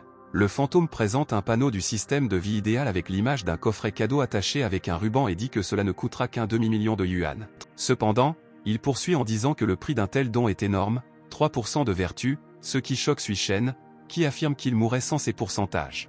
Cependant, dès que le fantôme dit qu'il reprend ce cadeau, le gars lui ordonne d'attendre. Sui-Shen dit que depuis son enfance, seul l'oncle Han était doux avec lui, l'aidait et le comprenait en toutes circonstances. Et c'est précisément pour cela qu'il n'a pas l'intention de se déshonorer devant sa fille, même si le prix à payer est trop élevé. Ainsi, après avoir accepté l'accord avec le fantôme, Sui-Shen revient avec l'argent auprès de ses compagnons. Il s'adresse à eux poliment et s'excuse de l'avoir fait attendre si longtemps. Le gars essaie d'expliquer qu'il a eu la mauvaise carte la dernière fois, alors il va aller payer la facture tout de suite, mais Yuxian dit que quelqu'un d'autre l'a déjà payé. Sui-Shen demande avec surprise ce que la fille a dit et qui aurait pu payer sa facture. Yuxian a dit avec colère qu'elle ne connaissait pas cette personne, il avait juste payé la facture et était parti. Avant cela, elle avait dit au gars d'un ton autoritaire de ne pas l'énerver. À cela, Sui-Shen lui dit de ne pas le mépriser, affirmant qu'il est riche et peut se permettre de payer un simple repas. La fille l'interrompt et lui ordonne d'arrêter toutes ses tirades sur la richesse. Elle dit qu'elle ne sait pas ce qui est arrivé à Sui-Shen toutes ces années, mais son père voulait qu'il redescende sur terre et vive une vie simple et bonne. À cela, Yuxian ajouta avec un regard froid que, de toute évidence, cela n'était pas encore destiné à arriver. Elle et son ami quittent le restaurant et disent qu'à partir de maintenant, Sui-Shen doit se comporter décemment. Sui-Shen se souvient qu'il a presque toujours été très malchanceux, depuis son enfance, et il l'a toujours su. Il se souvient d'un vieux souvenir d'école dans lequel son camarade de classe avait gagné une carte de jeu rare, alors qu'il avait reçu une carte ordinaire. En réfléchissant aux raisons pour lesquelles les gens obtiendraient ce qu'ils voulaient, il remarqua une étrange capacité en lui-même, autre que sa propre malchance. Chaque fois que Sui-Shen n'a pas de chance, les gens autour de lui deviennent chanceux proportionnellement au niveau de son malheur. Il raconte alors un incident au cours duquel sa mère est venue lui annoncer de bonnes nouvelles concernant de nouveaux clients dans son entreprise. Ce jour-là, sa mère remarqua que Sui-Shen était toujours triste malgré cette bonne nouvelle. Elle a vu que le gars tenait quelque chose dans ses mains, un morceau de papier, et lui demandait de lui montrer ce que c'était. À un moment donné, elle n'en peut plus et arrache elle-même les papiers des mains de son fils. Ce journal a accepté la demande d'admission à l'école technique, ce qui l'a surprise, puisque son fils rêvait d'entrer à l'université. À cela, Sui-Shen répond qu'il a postulé accidentellement à un autre endroit, se préparant mentalement à un combat. Sa mère lui donne une violente claque sur la joue, si forte que le garçon peut à peine tenir debout. Elle dit que le cycle se répète sans fin, que juste au moment où tout va bien pour elle, de mauvaises nouvelles arrivent de Sui-Shen.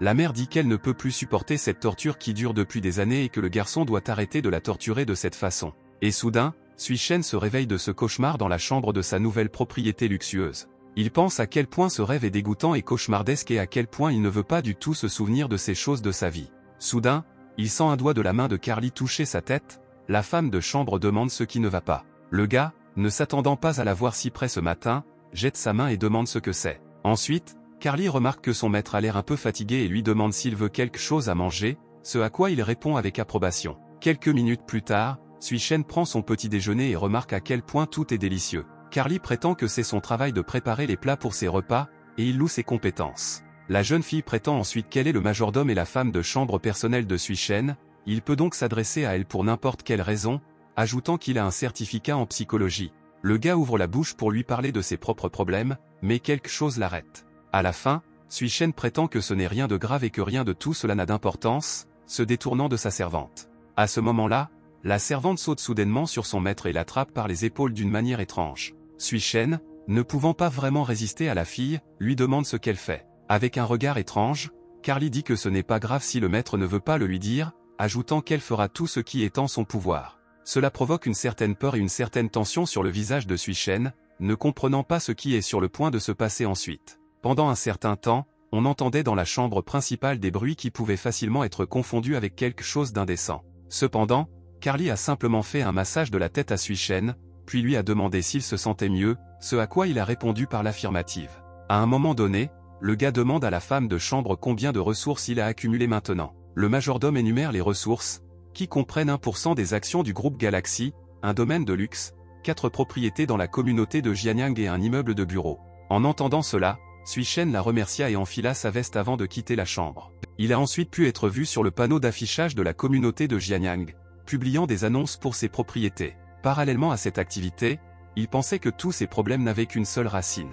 Et la racine de tous les problèmes de Sui-Shen était le manque d'argent, auquel il pensait alors qu'il continuait à publier des annonces. Une fois qu'il aura résolu ce problème principal, tous les autres problèmes seront résolus au même moment. Le gars pensait qu'il ne voulait pas être juste un propriétaire moyen, vu le nombre important de ces gens-là partout dans la ville et dans tout le pays. Soudain, devant lui dans la rue presque vide, Sui-Shen voit le gars à la veste sombre qu'il a vu au restaurant. Pendant un moment, la silhouette resta simplement là, la tête baissée, sans prononcer un mot. Sui-Shen décide de lui demander ce qui ne va pas, pensant à la façon dont le gars l'a effrayé avec son apparition soudaine. L'interlocuteur dit qu'il est content de le retrouver enfin et se présente comme celui qui a payé au restaurant. À cela, Sui-Shen remercie le gars avec un peu d'embarras, s'attendant presque à ce que ce soit cet homme-là qui ait payé pour lui. Il demande au gars ici de lui rendre son argent, ajoutant qu'il lui rendra certainement tout. L'autre personne, cependant, a ignoré cela et a dit qu'il attendait une opportunité d'être seul avec lui, mais qu'il n'avait pas pu le faire parce que Sui-Shen était toujours occupé avec quelqu'un. À ce stade, Sui-Shen décide que ce cinglé n'a pas besoin d'argent, mais de son corps. L'interlocuteur dit qu'il ne peut plus le supporter et court rapidement vers le gars. Pendant ce temps, Sui-Shen se met en position défensive et lui dit de ne pas s'approcher plus près que lui.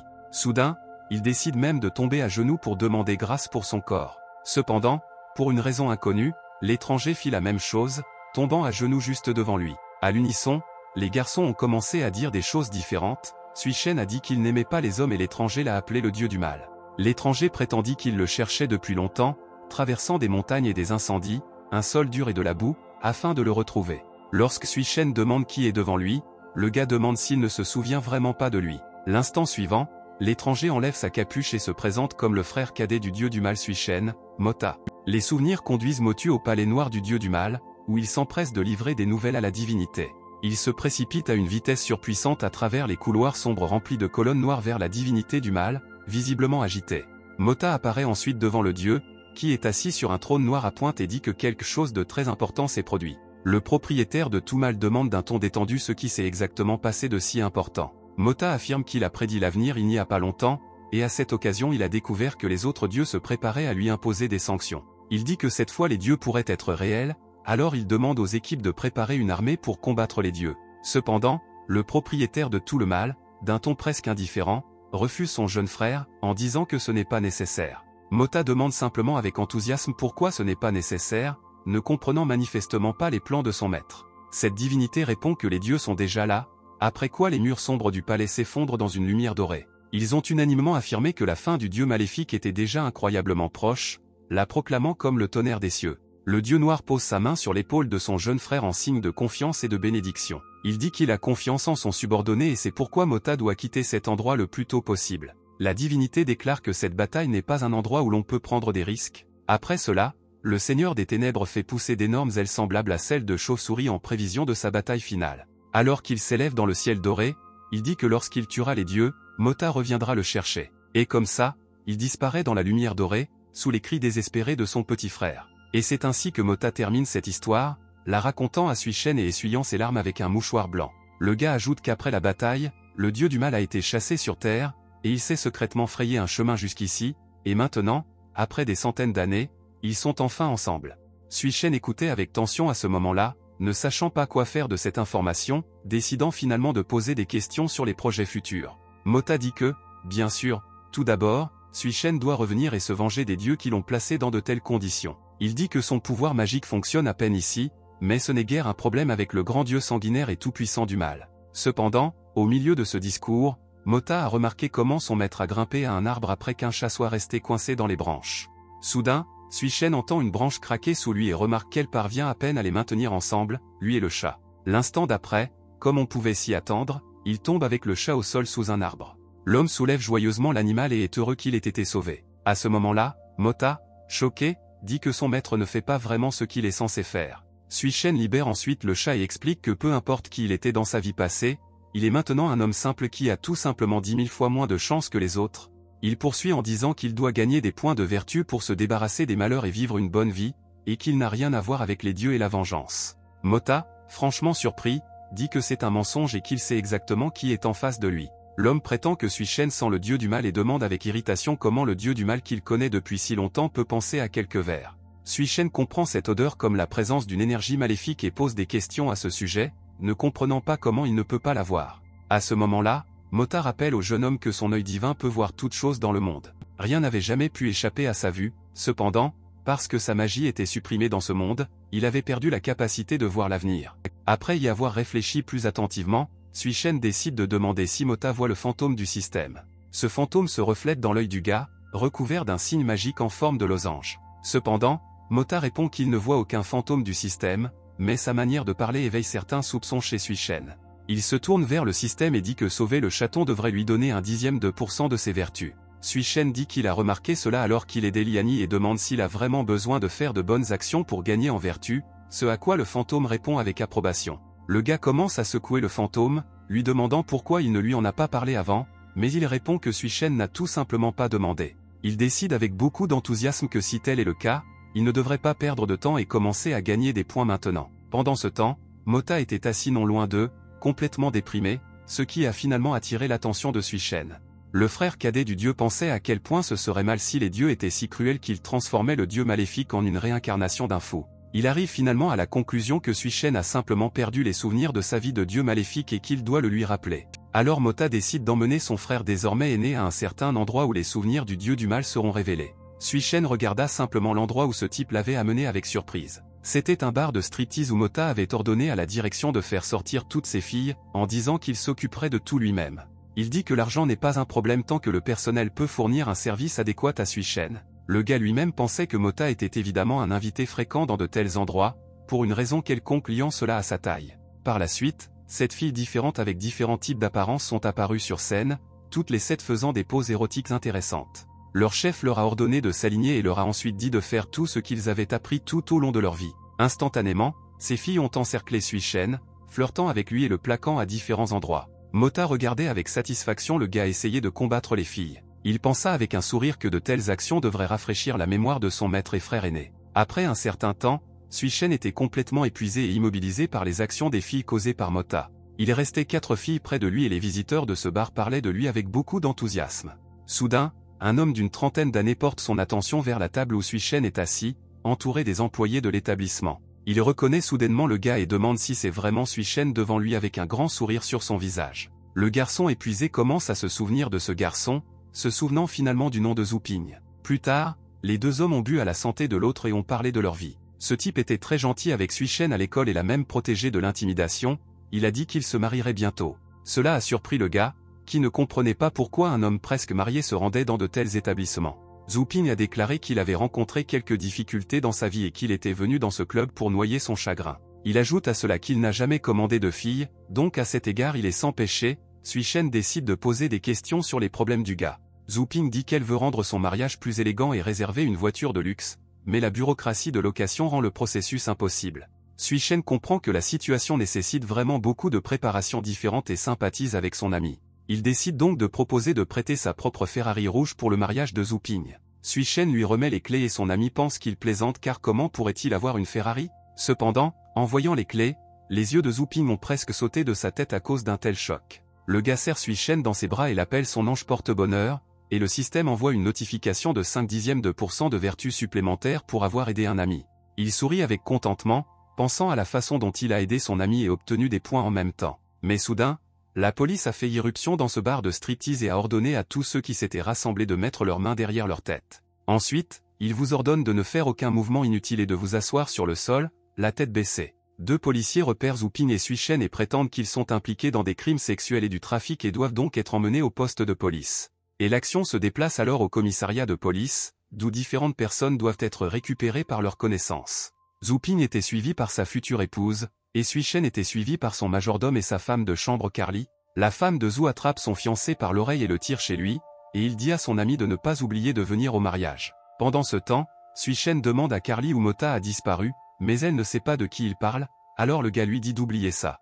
Du coin de la rue, on peut apercevoir la silhouette de Mota, qui surveillait de près son frère aîné. Il s'enfonce ensuite plus profondément dans la ruelle, comme s'il s'attendait à ce que quelqu'un apparaisse dans l'obscurité. Mota se tourne vers quelqu'un et lui dit de ne pas être si rusé et de finalement sortir vers lui. Son œil divin brille en rouge et derrière lui apparaît le fantôme du système aux couleurs bleues typiques. Le fantôme rit et remarque à voix haute que Mota peut le voir. L'instant suivant, une véritable explosion d'énergie noire semble se produire autour du système. Cette énergie sombre se rapproche progressivement de Mota et tente de l'absorber dans sa noirceur. Mais soudain, dans une ruelle sombre, on aperçoit une lumière jaillir pendant quelques secondes du gars. Après cela, cette lumière s'est transformée en une puissante barrière violette, qui était une défense magique contre une telle énergie. Tenant cette barrière, Mota dit qu'un système simple ne peut pas avoir de tels pouvoirs, ajoutant que le fantôme lui rappelle incroyablement l'ancien dieu du mal. Le fantôme, avec son sourire omniprésent, dit que le garçon ne devrait pas être si nerveux. Mota demande avec colère qui est ce fantôme et pourquoi il se cache du dieu du mal.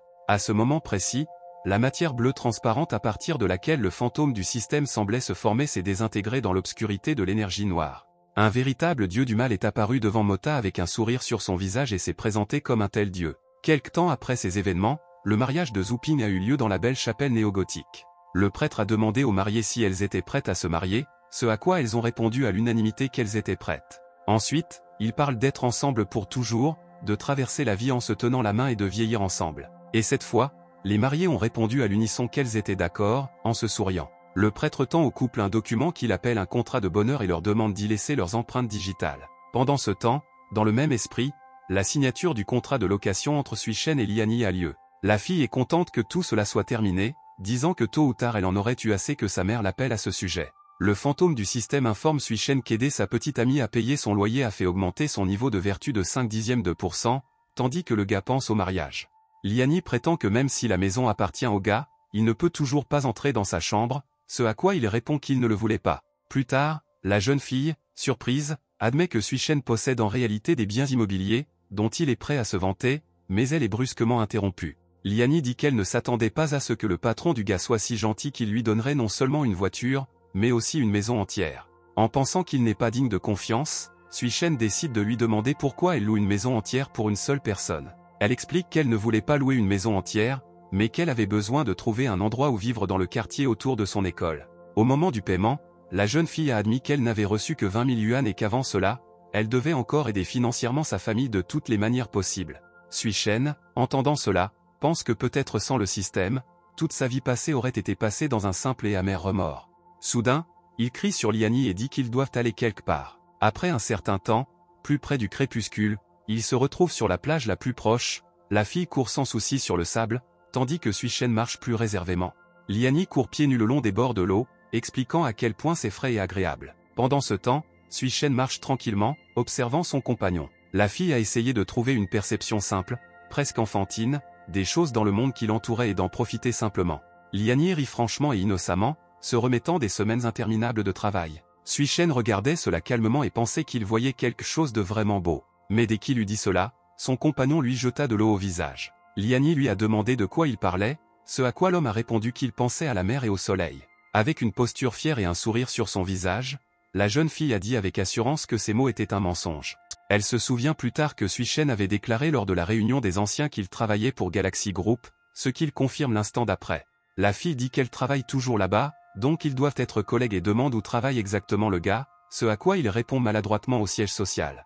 Liani dit avec une certaine déception qu'elle pensait enfin avoir trouvé un employé digne de ce nom. Lorsque Sui Shen lui demande ce qu'elle entend par là, la fille lui répond de ne pas trop s'en inquiéter. Pendant ce temps, un fantôme est apparu devant le gars à un moment très inopportun, prétendant avoir apporté une nouvelle tâche pour le système. Cette tâche était une solution relativement facile au problème de Liani, ce qui rendait Sui Shen incroyablement heureux. Le fantôme du système a noté que la tâche était très difficile, donc pour son échec, le gars serait condamné à une amende et perdrait un grand nombre de points de vertu.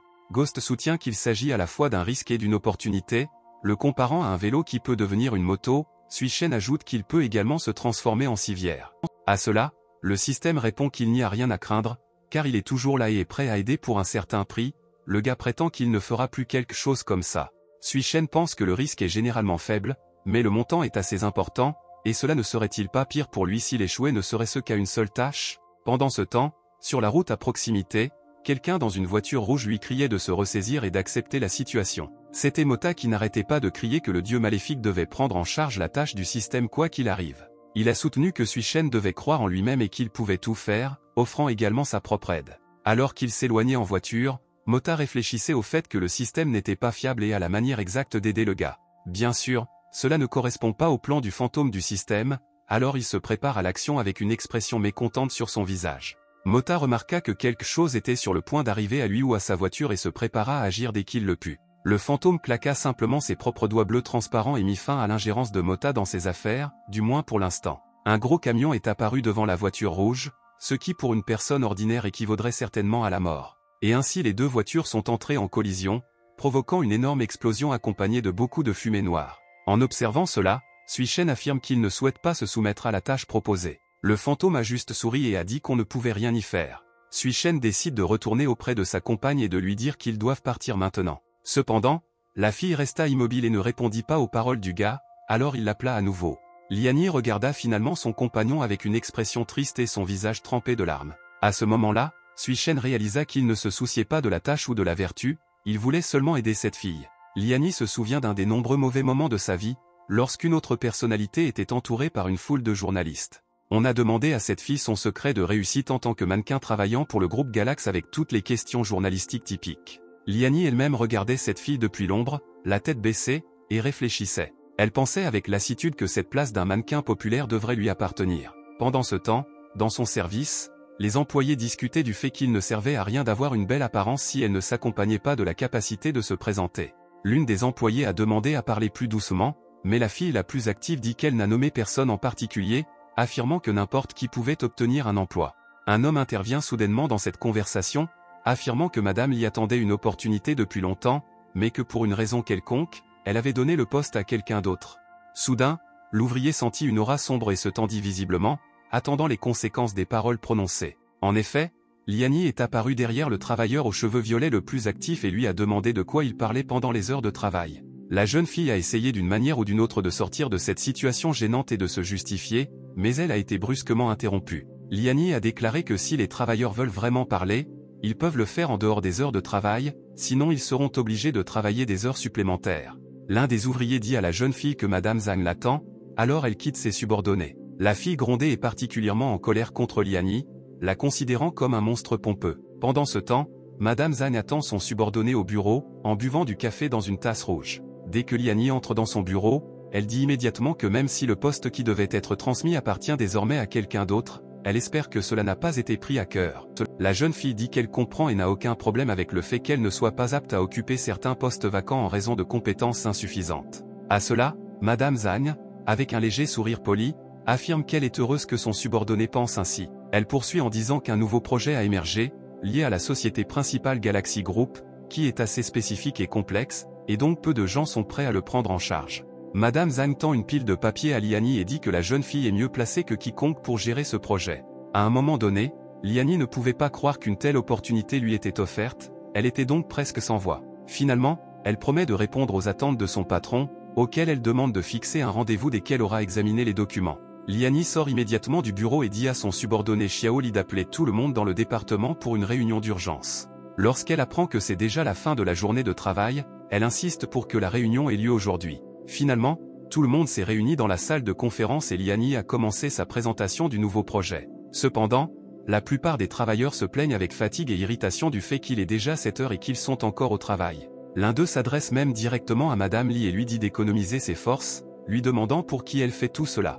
La fille dit avec agacement qu'elle ne fait son travail que selon l'éthique de travail minimale, tandis qu'une notification de message de Suishen apparaît sur l'écran. Les travailleurs le remarquent avec une certaine tension et une certaine confusion quant à la manière de réagir correctement.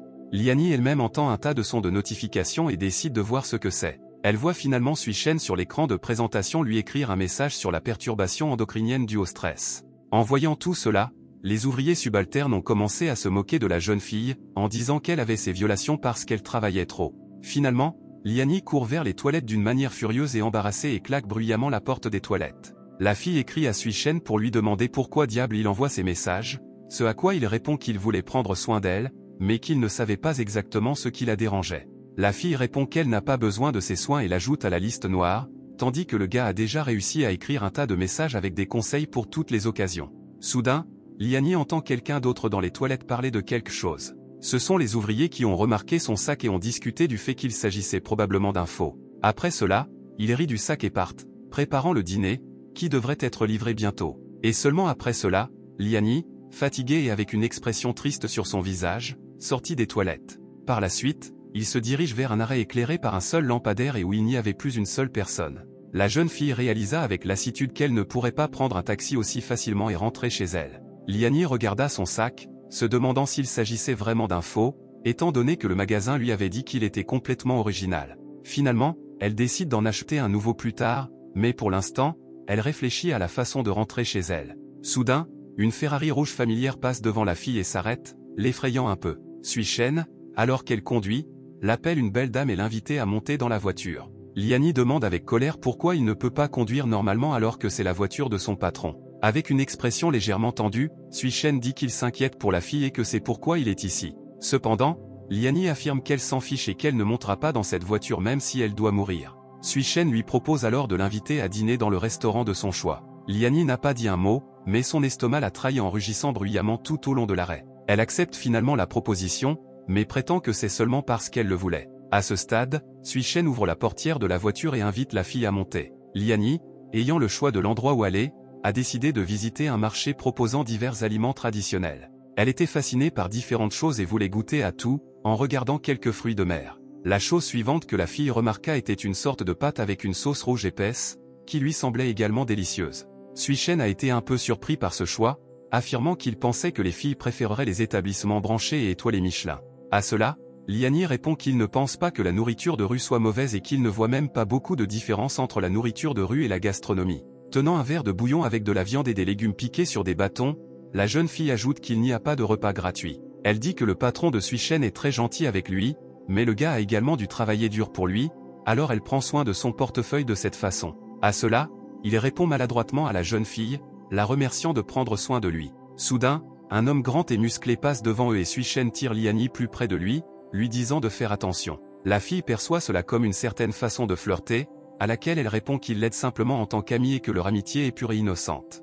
Liani est soulagée par ces mots et lui demande de lui acheter une tasse de thé au lait, ce à quoi Suishen accepte. Le gars s'est donc rendu à la file pour prendre le thé, tandis que non loin de là, on pouvait entendre un homme faire l'éloge de ses produits. La jeune fille a entendu dire qu'il parlait de sacs Louis Vuitton originaux, vendus à des prix très intéressants. L'homme aux cheveux roses et à la moustache extravagante qui vendait les sacs prétendait que c'était une bonne affaire à ne pas manquer. Liani est surprise par le nombre de styles différents de sacs présents sur le comptoir, et le vendeur lui répond qu'ils ont tous les derniers articles.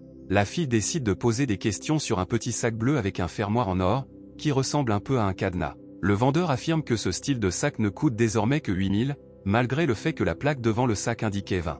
Liani pense à combien elle souffrira financièrement au cours du mois prochain si elle achète ce sac. Finalement, elle décide que c'est un prix acceptable pour elle et dit qu'elle prendra le sac, pour le plus grand plaisir du vendeur. Cependant, Suishen, qui avait déjà apporté du thé au lait, intervient soudainement dans cette conversation, demandant à nouveau le prix du sac Louis Vuitton original. Le vendeur réagit immédiatement avec irritation, affirmant que ces sacs sont bien originaux, ajoutant qu'il ne sert à rien d'en parler si vous ne savez rien. Sui-Shen dit à l'homme de ne pas être si en colère, affirmant simplement qu'il a entendu parler de la politique de Louis Vuitton concernant les magasins vendant leurs marchandises sans autorisation. Il ajoute que certains magasins ont même perdu tout leur argent à cause des paiements, se demandant comment il pourra vendre ses sacs pour 8000. Effrayé par de telles phrases menaçantes, le vendeur décide de baisser le prix à 800 yuan par sac, ce à quoi Sui-Shen répond que 80 est acceptable. Le système marque cela comme une tâche spéciale et récompense le gars avec 0,5% supplémentaires de vertu. Sui-Shen paie le sac et le donne à Liani avec le thé, pour lequel il le remercie, un peu surpris. Plus tard, le gars dit qu'elle ne devrait pas aller avec un tel sac dans une entreprise à la mode comme Galaxy Group, proposant d'envoyer l'original plus tard. Cependant, la fille dit modestement et avec confiance qu'elle prendra ce sac en particulier parce qu'elle l'aime. Cette interaction et les réflexions sur ce que cela pourrait signifier rendaient Sui-Shen un peu mal à l'aise. Liani, bien sûr, lui dit immédiatement de ne pas penser à ça et qu'elle aime juste le sac, ce à quoi il répond qu'il pensait peut-être qu'elle l'aimait. La fille est quelque peu irritée et embarrassée, prétendant qu'elle ne peut pas l'aimer et dit qu'il devrait y aller. Après un certain temps, Sui-Shen et Liani sont rentrés chez eux sans incident majeur. Le gars lui avait déjà envoyé un message pour lui raconter comment s'était passée la soirée, pensant avoir fait son travail et l'avoir rendue heureuse. Cependant, Liani n'a pas répondu pendant une demi-heure, alors il s'est simplement allongé paresseusement sur son propre lit. Finalement, le gars pense que peut-être la fille est très occupée et c'est pourquoi elle ne répond pas à son message. Plus tard, elle écrit que la soirée s'est déroulée comme d'habitude et lui souhaite bonne nuit, en lui demandant de ne pas lui écrire, car elle est occupée. Cela excite grandement Sui-Shen, qui pense qu'ils ont eu une merveilleuse promenade atmosphérique ensemble. Le fantôme du système dit que si la tâche n'est pas terminée, les problèmes ne sont pas résolus, ce à quoi le gars répond avec irritation que ce n'est pas si simple. Le fantôme prétend qu'il peut facilement aider à résoudre les problèmes avec seulement 2% du niveau de vertu, Sui-Shen le traite de traître. Soudain, l'homme entend quelqu'un frapper assez fort et de manière articulée à la fenêtre de sa chambre. Dans la fenêtre qui s'ouvre, Sui-Shen voit Motu, qui prétend avoir apporté des informations sur Galaxy Group et les problèmes de Liani qui pourraient être liés à cette entreprise. Le fantôme du système observe le nouveau venu et lui envoie un message télépathique indiquant qu'il parle trop. Le fantôme semble demander au garçon à qui il parle, accompagné de l'expression effrayée de Mota. Le frère cadet du dieu maléfique dit qu'il est temps pour lui de partir, puis saute par la fenêtre, au grand désarroi de Sui-Shen. L'instant d'après, dès que Mota sortit par la fenêtre, le fantôme prit la forme du propriétaire de tout le mal avec son aura sombre. Avec un sourire sur son visage, le dieu a affirmé qu'il le laisserait partir, lui ordonnant de ne pas se mêler des affaires des autres. Après cela, Mota sauta du balcon où se tenait toujours le fantôme, se retrouvant rapidement au sol. Puis il s'est enfui, pensant qu'en plus du système, il y avait aussi une femme de chambre dans cette maison, laissant tout à Sui-Shen. À ce moment-là, le majordome Carly frappe à la porte de la chambre et dit aux gars qu'ils doivent se rendre au siège du groupe Galaxy. Elle entre dans la pièce et s'incline devant le maître, qui lui demande pourquoi cela est si soudain. La femme de ménage affirme avoir reçu 2 nouvelles, la première étant que Sui-Shen a été nommé à la tête du département divertissement de l'entreprise. La deuxième nouvelle, a-t-elle dit, est de savoir qui, au sein de l'entreprise, veut prendre le pouvoir. Pendant ce temps, une fête bruyante se déroulait dans l'un des bureaux du groupe Galaxy, où les employés buvaient une variété de boissons alcoolisées. L'un des ouvriers, en versant des boissons dans des verres et des gobelets, a affirmé qu'ils ne rentreraient pas chez eux aujourd'hui sans se reposer. Cependant, avant de lever leur verre, un autre travailleur suggère d'écouter d'abord Monsieur Jou. Monsieur Joukai, le chef par intérim du département des divertissements, a déclaré que même s'il est aujourd'hui le patron, ses subordonnés peuvent faire ce qu'ils veulent sans trop de formalités. Liu Chang, le directeur de l'entreprise, appelle même Joukai le véritable chef du siège social et de l'ensemble du groupe Galaxy, ajoutant qu'il n'aurait pas pu atteindre de tels sommets sans lui. L'homme lève son verre en signe de gratitude et le remercie d'avoir approuvé le nouveau projet, auquel Joukai répond qu'ils sont tous des membres égaux de la même famille. Liu Chang se penche vers l'oreille du chef du département des divertissements et prétend qu'il a un don et lui demande de l'accepter. Dès que Joukai donne son consentement, le chef de l'entreprise regarde la porte du hall et ordonne à quelqu'un d'entrer. Instantanément, une fille en robe noire et talons hauts blancs entra dans la pièce, quelque peu hésitante. Elle s'adressa à Joukai de manière polie, et il l'appela notre petite étoile. Aussitôt, la jeune fille s'assit sur les genoux du directeur, lui disant qu'elle le servirait bien aujourd'hui et lui versant du vin. Cependant, au milieu d'une telle gaieté, on pouvait aussi trouver plusieurs personnes dans une humeur plutôt déprimée. L'une de ces personnes était Zhang Dachan, l'un des vice-présidents du groupe Galaxy, qui observait avec tension tout ce qui l'entourait. Finalement, il s'approche de Joukai et lui dit qu'il boira également à sa santé, en le regardant flirter avec la fille que lui a donnée le chef de l'entreprise. Le vice-président explique que les artistes de son département ont besoin de ressources, affirmant que sans elles, ils ne survivront tout simplement pas. Zhang Dachan a demandé de la générosité, ce qui a grandement irrité Joukai pendant la grande fête. Finalement, le directeur, d'un ton sévère, désigne une bouteille d'alcool fort et déclare qu'il donne sa parole si le vice-président peut boire toute la bouteille. À cela, Zhang Dachang répond qu'il ne boit pas très bien et demande si ce pourrait être de la bière ou juste un verre du même alcool. À cela, Zhu Kai répète avec irritation qu'il ne donnera sa parole que s'il boit une bouteille entière d'alcool fort. Il ajoute à cela que s'il lui dit de boire cela, alors il devra soit le boire, soit sortir. Finalement, Zhang Dachang décide d'agir et prend la bouteille d'alcool étrange et commence à la boire d'un trait. Zhu Kai et ses subordonnés regardent cela, ne croyant pas que quelqu'un puisse oser faire une telle chose. Cependant, après quelques secondes seulement, le vice-président s'est senti mal et l'alcool a fait le tour du problème.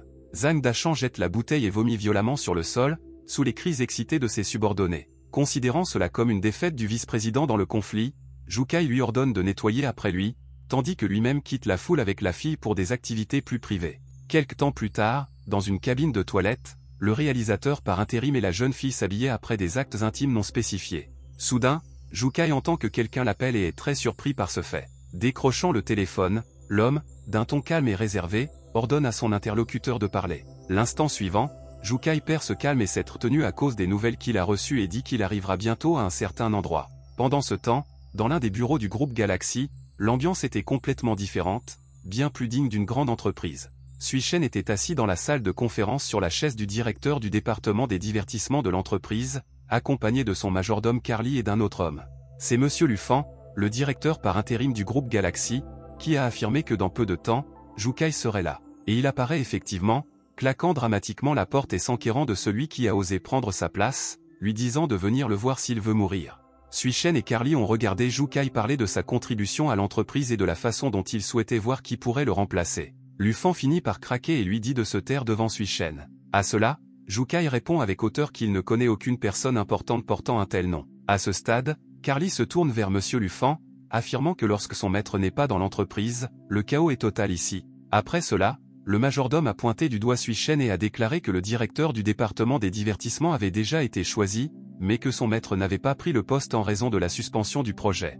À ce moment-là, Zhu Kai éprouve un choc terrible en apprenant toutes ces informations. Carly continue de parler de la façon dont un simple agent d'entreprise ose être en désaccord avec la nomination de sa direction, menaçant même doucement Lu Fan. À ce moment, Zhu Kai tombe à genoux et commence à demander pardon et compréhension. Il exprime l'espoir que Sui Shen puisse lui pardonner s'il l'a offensé de quelque façon que ce soit. Le nouveau directeur des divertissements dit qu'il n'a pas besoin de ces formalités et demande ce que Zhu Kai voulait faire d'autre, mais il l'interrompt. L'agent de la compagnie prétend avoir une capacité unique à sélectionner des artistes, il veut donc l'inviter à dîner le week-end et lui préparer un cadeau. Zhu Kai exprime l'espoir que le réalisateur sera d'accord, mais le réalisateur lui ordonne immédiatement d'oublier, disant qu'il n'est pas intéressé. Sui Shen part avec Carly, qui constate que la qualité de la gestion de l'entreprise est très médiocre, ce pourquoi Lu Fan s'excuse, promettant de lui adresser des réprimandes.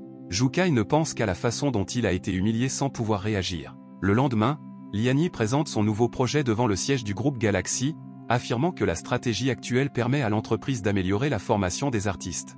Prétextant que tout cela nécessite le soutien du siège de l'entreprise, elle termine sa présentation et s'incline devant le public. À un certain moment, elle s'attend à une réaction indifférente ou peut-être même à la condamnation à laquelle elle était habituée dans le département précédent. Cependant, à la surprise et au grand bonheur de Lian Yi, la plupart des personnes présentes ont trouvé la présentation brillante et ont répondu par des applaudissements à sa conclusion. La jeune fille s'est ensuite reposée de cet épuisement sur un canapé blanc, se plaignant de la chaleur intense. Madame Zhang s'approche soudainement d'elle avec une bouteille d'eau et lui dit qu'elle a besoin de boire de l'eau. La femme dit qu'elle est très satisfaite des performances de Lian Yi, affirmant que le siège social a accepté d'investir davantage dans son département. À un certain moment, Madame Zhang sourit d'un air menaçant, comme si elle se préparait à une action. Le directeur demande à la jeune fille si elle veut toujours travailler comme opératrice, mais elle se contente de redemander, sans comprendre la question. Madame Zhang a déclaré qu'elle posait simplement cette question parce que Lian Yi avait fait un travail brillant à son poste de direction. À cela, la jeune fille répond de manière quelque peu modeste et maladroite,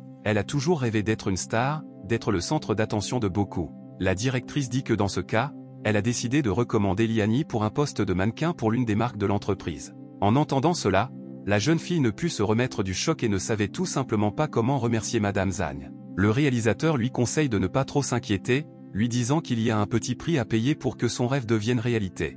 Lian Yi demande immédiatement de quel prix exactement elle parle, ne comprenant absolument pas ce que la femme veut dire. Madame Zhang dit qu'au mieux, il s'agit simplement d'un repas et d'une discussion avec des investisseurs importants, ce qui nécessite une certaine préparation émotionnelle. La fille commence à soupçonner quelque chose à ce sujet, alors elle demande directement s'il s'agit d'une sorte de piège. Le directeur affirme que le dîner et la conversation ne sont qu'un moyen de mieux connaître les investisseurs et de gagner leur confiance, et avec elle leur argent.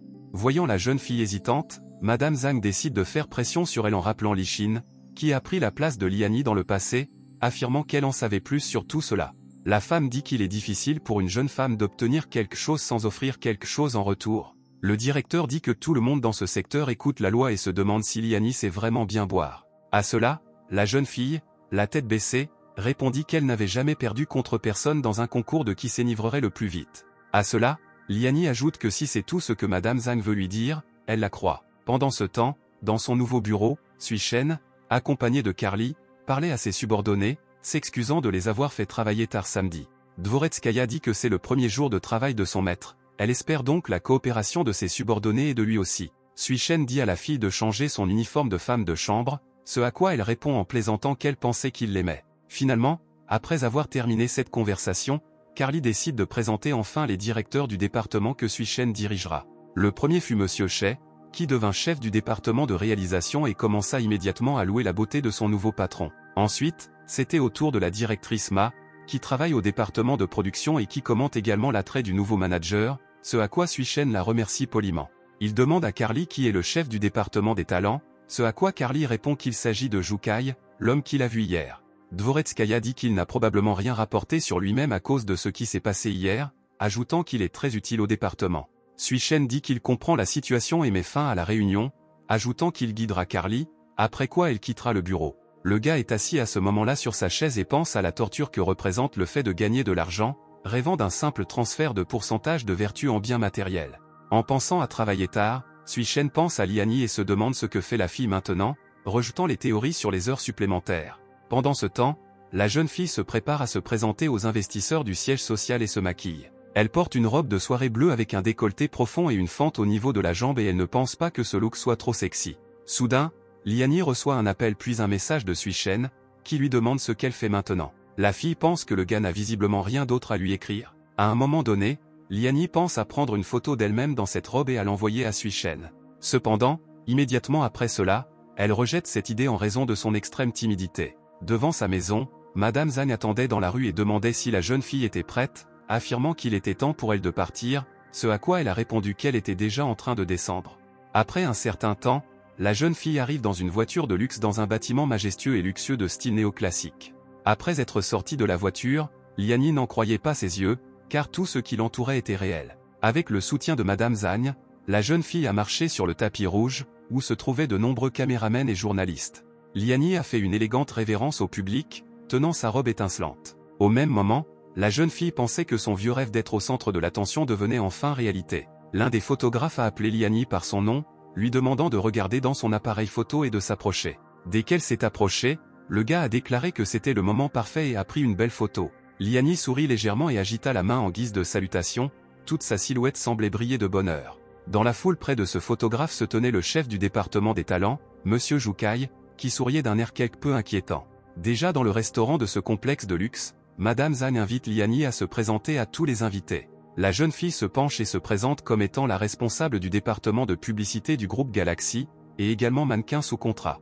Les invités l'invitent à s'asseoir à côté d'eux à une table, et l'un des artistes complimente Liania sur son corps. L'un des invités tend la main à la jeune fille et, l'appelant Madame, dit qu'il est heureux de la rencontrer. Cet invité était Monsieur Ren Kai, que la jeune fille a immédiatement reconnu comme l'acteur et la star du film. Pendant ce temps, le directeur Zhang sortit une bouteille qui ressemblait étrangement à celle que Zhu Kai avait dans son bureau et versa un certain liquide dans des verres. Tandis qu'elle versait cette boisson et ajoutait la pilule blanche, la femme regardait son subordonné Liani avec une certaine expression sinistre. Après cela, le directeur apporte ce verre à la fille et dit qu'il devrait boire à Monsieur Ren. Zhu Kai, qui était assis à côté d'elle à cette table, a dit qu'il valait mieux ne pas trop boire, ce à quoi Liani a répondu qu'elle pouvait boire beaucoup. En entendant cela, le chef du département des talents a pensé que puisqu'elle pouvait boire beaucoup, elle devrait boire davantage. Cependant, dès que la jeune fille eut bu le verre versé par le réalisateur, elle eut l'impression de perdre connaissance. Les gens autour l'ont remarqué, Madame Zhang a prétendu qu'elle était probablement un peu ivre, mais Zhu Kai a dit qu'il l'aiderait à se reposer. Après un certain temps, la jeune fille a été transférée dans l'une des chambres d'hôtel de ce bâtiment, et on pouvait entendre quelqu'un l'appeler. Zhu Kai a vu que c'était l'appel de Sui Shen et a raccroché sans plus tarder. L'homme était quelque peu surpris par le fait que Liani connaissait son patron actuel. Il lui en a parlé, mais la fille était à moitié consciente à cause de la boisson que le directeur lui avait donnée. Jukai, se déshabillant et grimpant sur la fille, dit qu'il voulait donner Liani à son patron actuel. Il a continué en arguant que puisqu'il ne la voulait pas, il devrait s'occuper d'elle lui-même. Soudain, un étrange brouillard noir apparaît dans la pièce en petits nuages épais, distrayant l'homme. Jukai se demande d'où pourrait venir ce brouillard et suggère que cela pourrait être dû au mauvais système de circulation d'air de l'hôtel. L'homme, un peu tendu et avec une certaine incompréhension de ce qui se passe, voire une légère peur, décide d'ouvrir les rideaux pour laisser sortir le brouillard. Soudain, la lumière des fenêtres, qui ne devrait pas être là à ce moment-là, le fait tomber, comme une sorte d'attaque magique.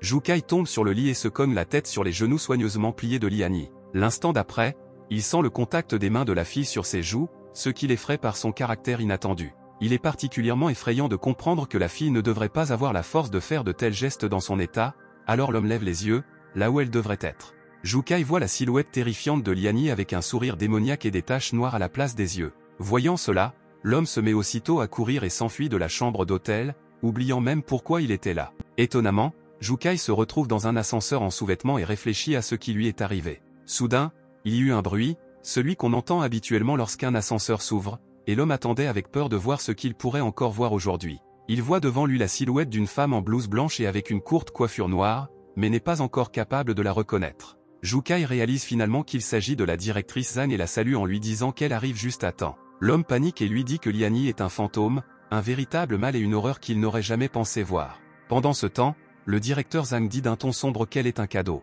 Jukai ne comprend pas ce que cela signifie, alors il demande à nouveau, toujours effrayé après ce qu'il a vu. La femme ne cesse de répéter qu'elle est un cadeau, son expression semble indifférente, presque morte. L'instant d'après, sa tête sembla tomber de son corps, comme si elle avait été coupée par la lame fine et tranchante d'une grande hache. Cette tête tombe au sol et se transforme en une boule noire, rebondissant sur le sol comme un ballon de football. Jukai regarde cette action avec peur, incapable même de bouger à cause du choc et de l'horreur. Finalement, la balle devient d'une couleur orange vif, un œil avec un liquide noir en sort et un sourire semblable à celui de Liani. La balle n'arrêtait pas de dire que c'était un cadeau, et finalement l'homme a perdu connaissance à cause de la peur et son pantalon est soudainement devenu mouillé. Suite à un tel choc, Jukai est pris d'une crise et de la mousse commence à sortir de sa bouche. Le réalisateur et l'homme étaient allongés sur le sol de l'ascenseur ouvert, tandis que la balle continuait à parler du cadeau. Soudain, une main humaine est apparue sur les portes de l'ascenseur, entourée d'un tas d'énergie sombre sous forme de fumée noire. L'homme, enveloppé d'une sorte de fumée noire,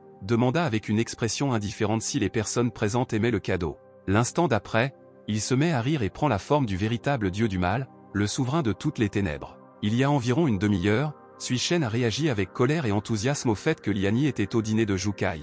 Le gars demande avec irritation au fantôme pourquoi il ne lui en a pas parlé plus tôt, ce à quoi il répond qu'il n'a pas demandé et qu'en plus, il n'est même pas allé à ce dîner. Suishen essaie d'appeler mais n'y parvient pas, pensant avec inquiétude que la fille n'a jamais raccroché auparavant. Le fantôme a dit pendant ce temps qu'il était possible que Liani soit dans le lit d'un gars sous l'effet de drogue, ajoutant que s'il était aussi riche que Jukai, alors cela pourrait même être de son plein gré.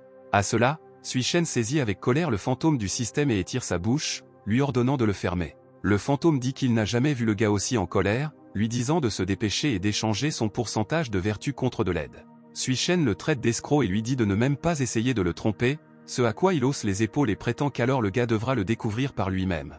Après une pause et avec des menaces de meurtre, le gars étire à nouveau la bouche du fantôme du système. Le fantôme offre 1% de ses véritables pouvoirs pendant 30 minutes en échange de 10% de ses vertus, ce que Suishen accepte. Le système valide l'accord et prend instantanément 10% des vertus du gars. Suishen est soudainement enveloppé de nuages d'énergie sombre, comme de la fumée noire et du brouillard, ses pensées lui disant d'en profiter comme de son propre pouvoir. L'instant suivant, l'image du gars elle-même se transforme en celle d'un véritable dieu du mal, des cornes poussent et des fissures apparaissent sur son visage.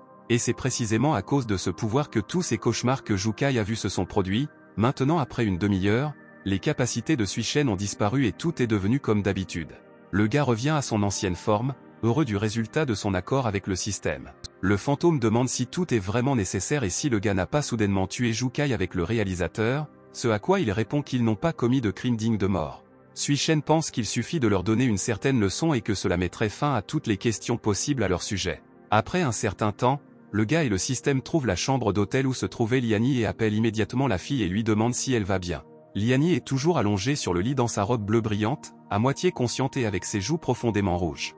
Le gars parle de la chance qu'ils ont eu d'avoir réussi à faire tout ça avant que Jukai ne fasse quoi que ce soit à la fille, ce à quoi le fantôme répond qu'il peut faire tout ce qu'il veut. Suishen appelle à nouveau Liani, lui disant de se lever et de la sauver de cet endroit. Soudain, son regard s'attarde un peu trop longtemps sur le décolleté profond de la luxueuse robe de la jeune fille. Le garçon se détourne maladroitement, pensant à l'impuissance de Liani dans cette situation. Soudain, la fille sembla entrer dans un état semi-conscient et posa ses mains sur le visage de Suishen. Liani, avec une expression fatiguée sur son visage, dit qu'elle a très chaud et qu'elle a soif. Le gars lui-même remarque cette inflammation, qui l'accompagne depuis le moment où il est entré dans cette pièce. Le fantôme remarque une petite bouteille rose dont l'odeur se répand dans toute la pièce et l'identifie comme un aphrodisiaque. Le système réfléchit de manière ludique à la manière dont il peut ajouter un peu plus de piquant à l'outil, et le fantôme suivant fait exactement cela, augmentant l'odeur et la puissance de l'aphrodisiaque, le faisant prendre le contrôle de toute la pièce. Suishen et Liani, qui étaient auparavant très proches l'un de l'autre, se trouvaient désormais dans une situation très dangereuse.